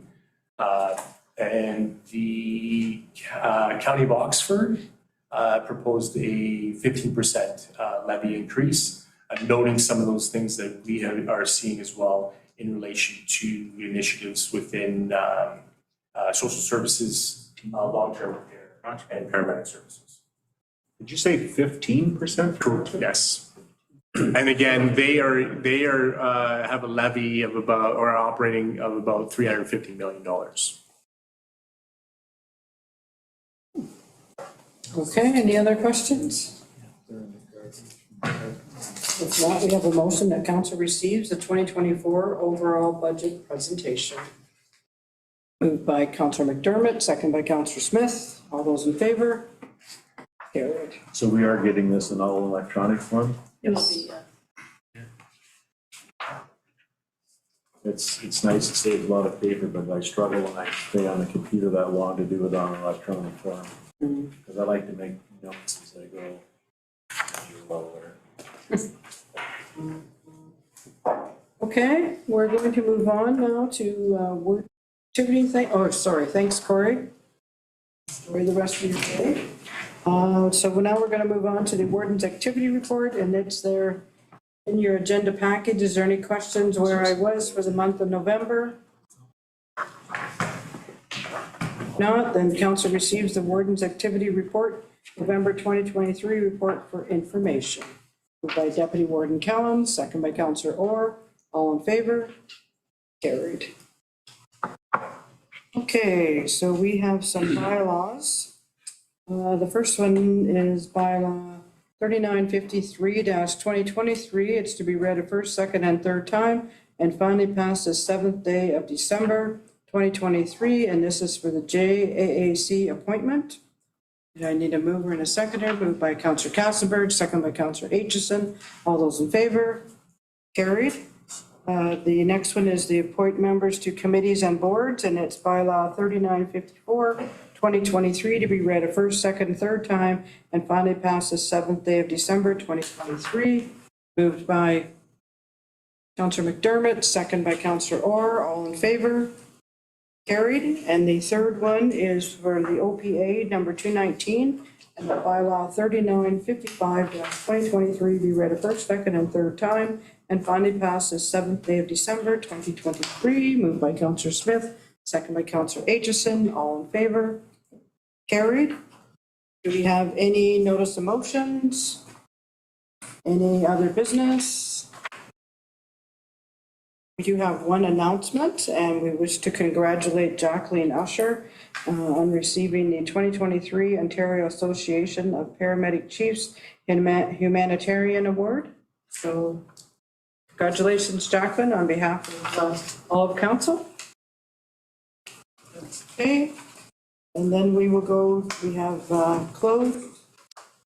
So Perth County Council moved into closed session at approximately 1:33 p.m. in accordance with Section 239 of the Municipal Act, SO.2001, C.25, to consider a matter pertaining to labor relations and planning, and a matter pertaining to negotiations / legal advice and paramedic services. Moved by Councillor McDermott, second by Councillor Orr. All in favor? Carried. Okay, so we need a motion to extend curfew for our meeting. Moved by Councillor McDermott, second by Councillor Orr. All in favor? Carried. We do have confirmatory bylaw 3956, 2023, that bylaw 3956, 2023 being a bylaw to confirm the proceedings of council of the Corporation of the County of Perth at its regular meeting held December 7, 2023 is read a first, second, third time and finally passed December 7, 2023. Moved by Councillor Orr, second by Councillor Aitchison. All in favor? Carried. And the last motion of the day is that council meeting be adjourned at 2:12 p.m. Moved by Councillor Trinkowski, second by Councillor McDermott. All in favor? Carried. Thanks, everyone.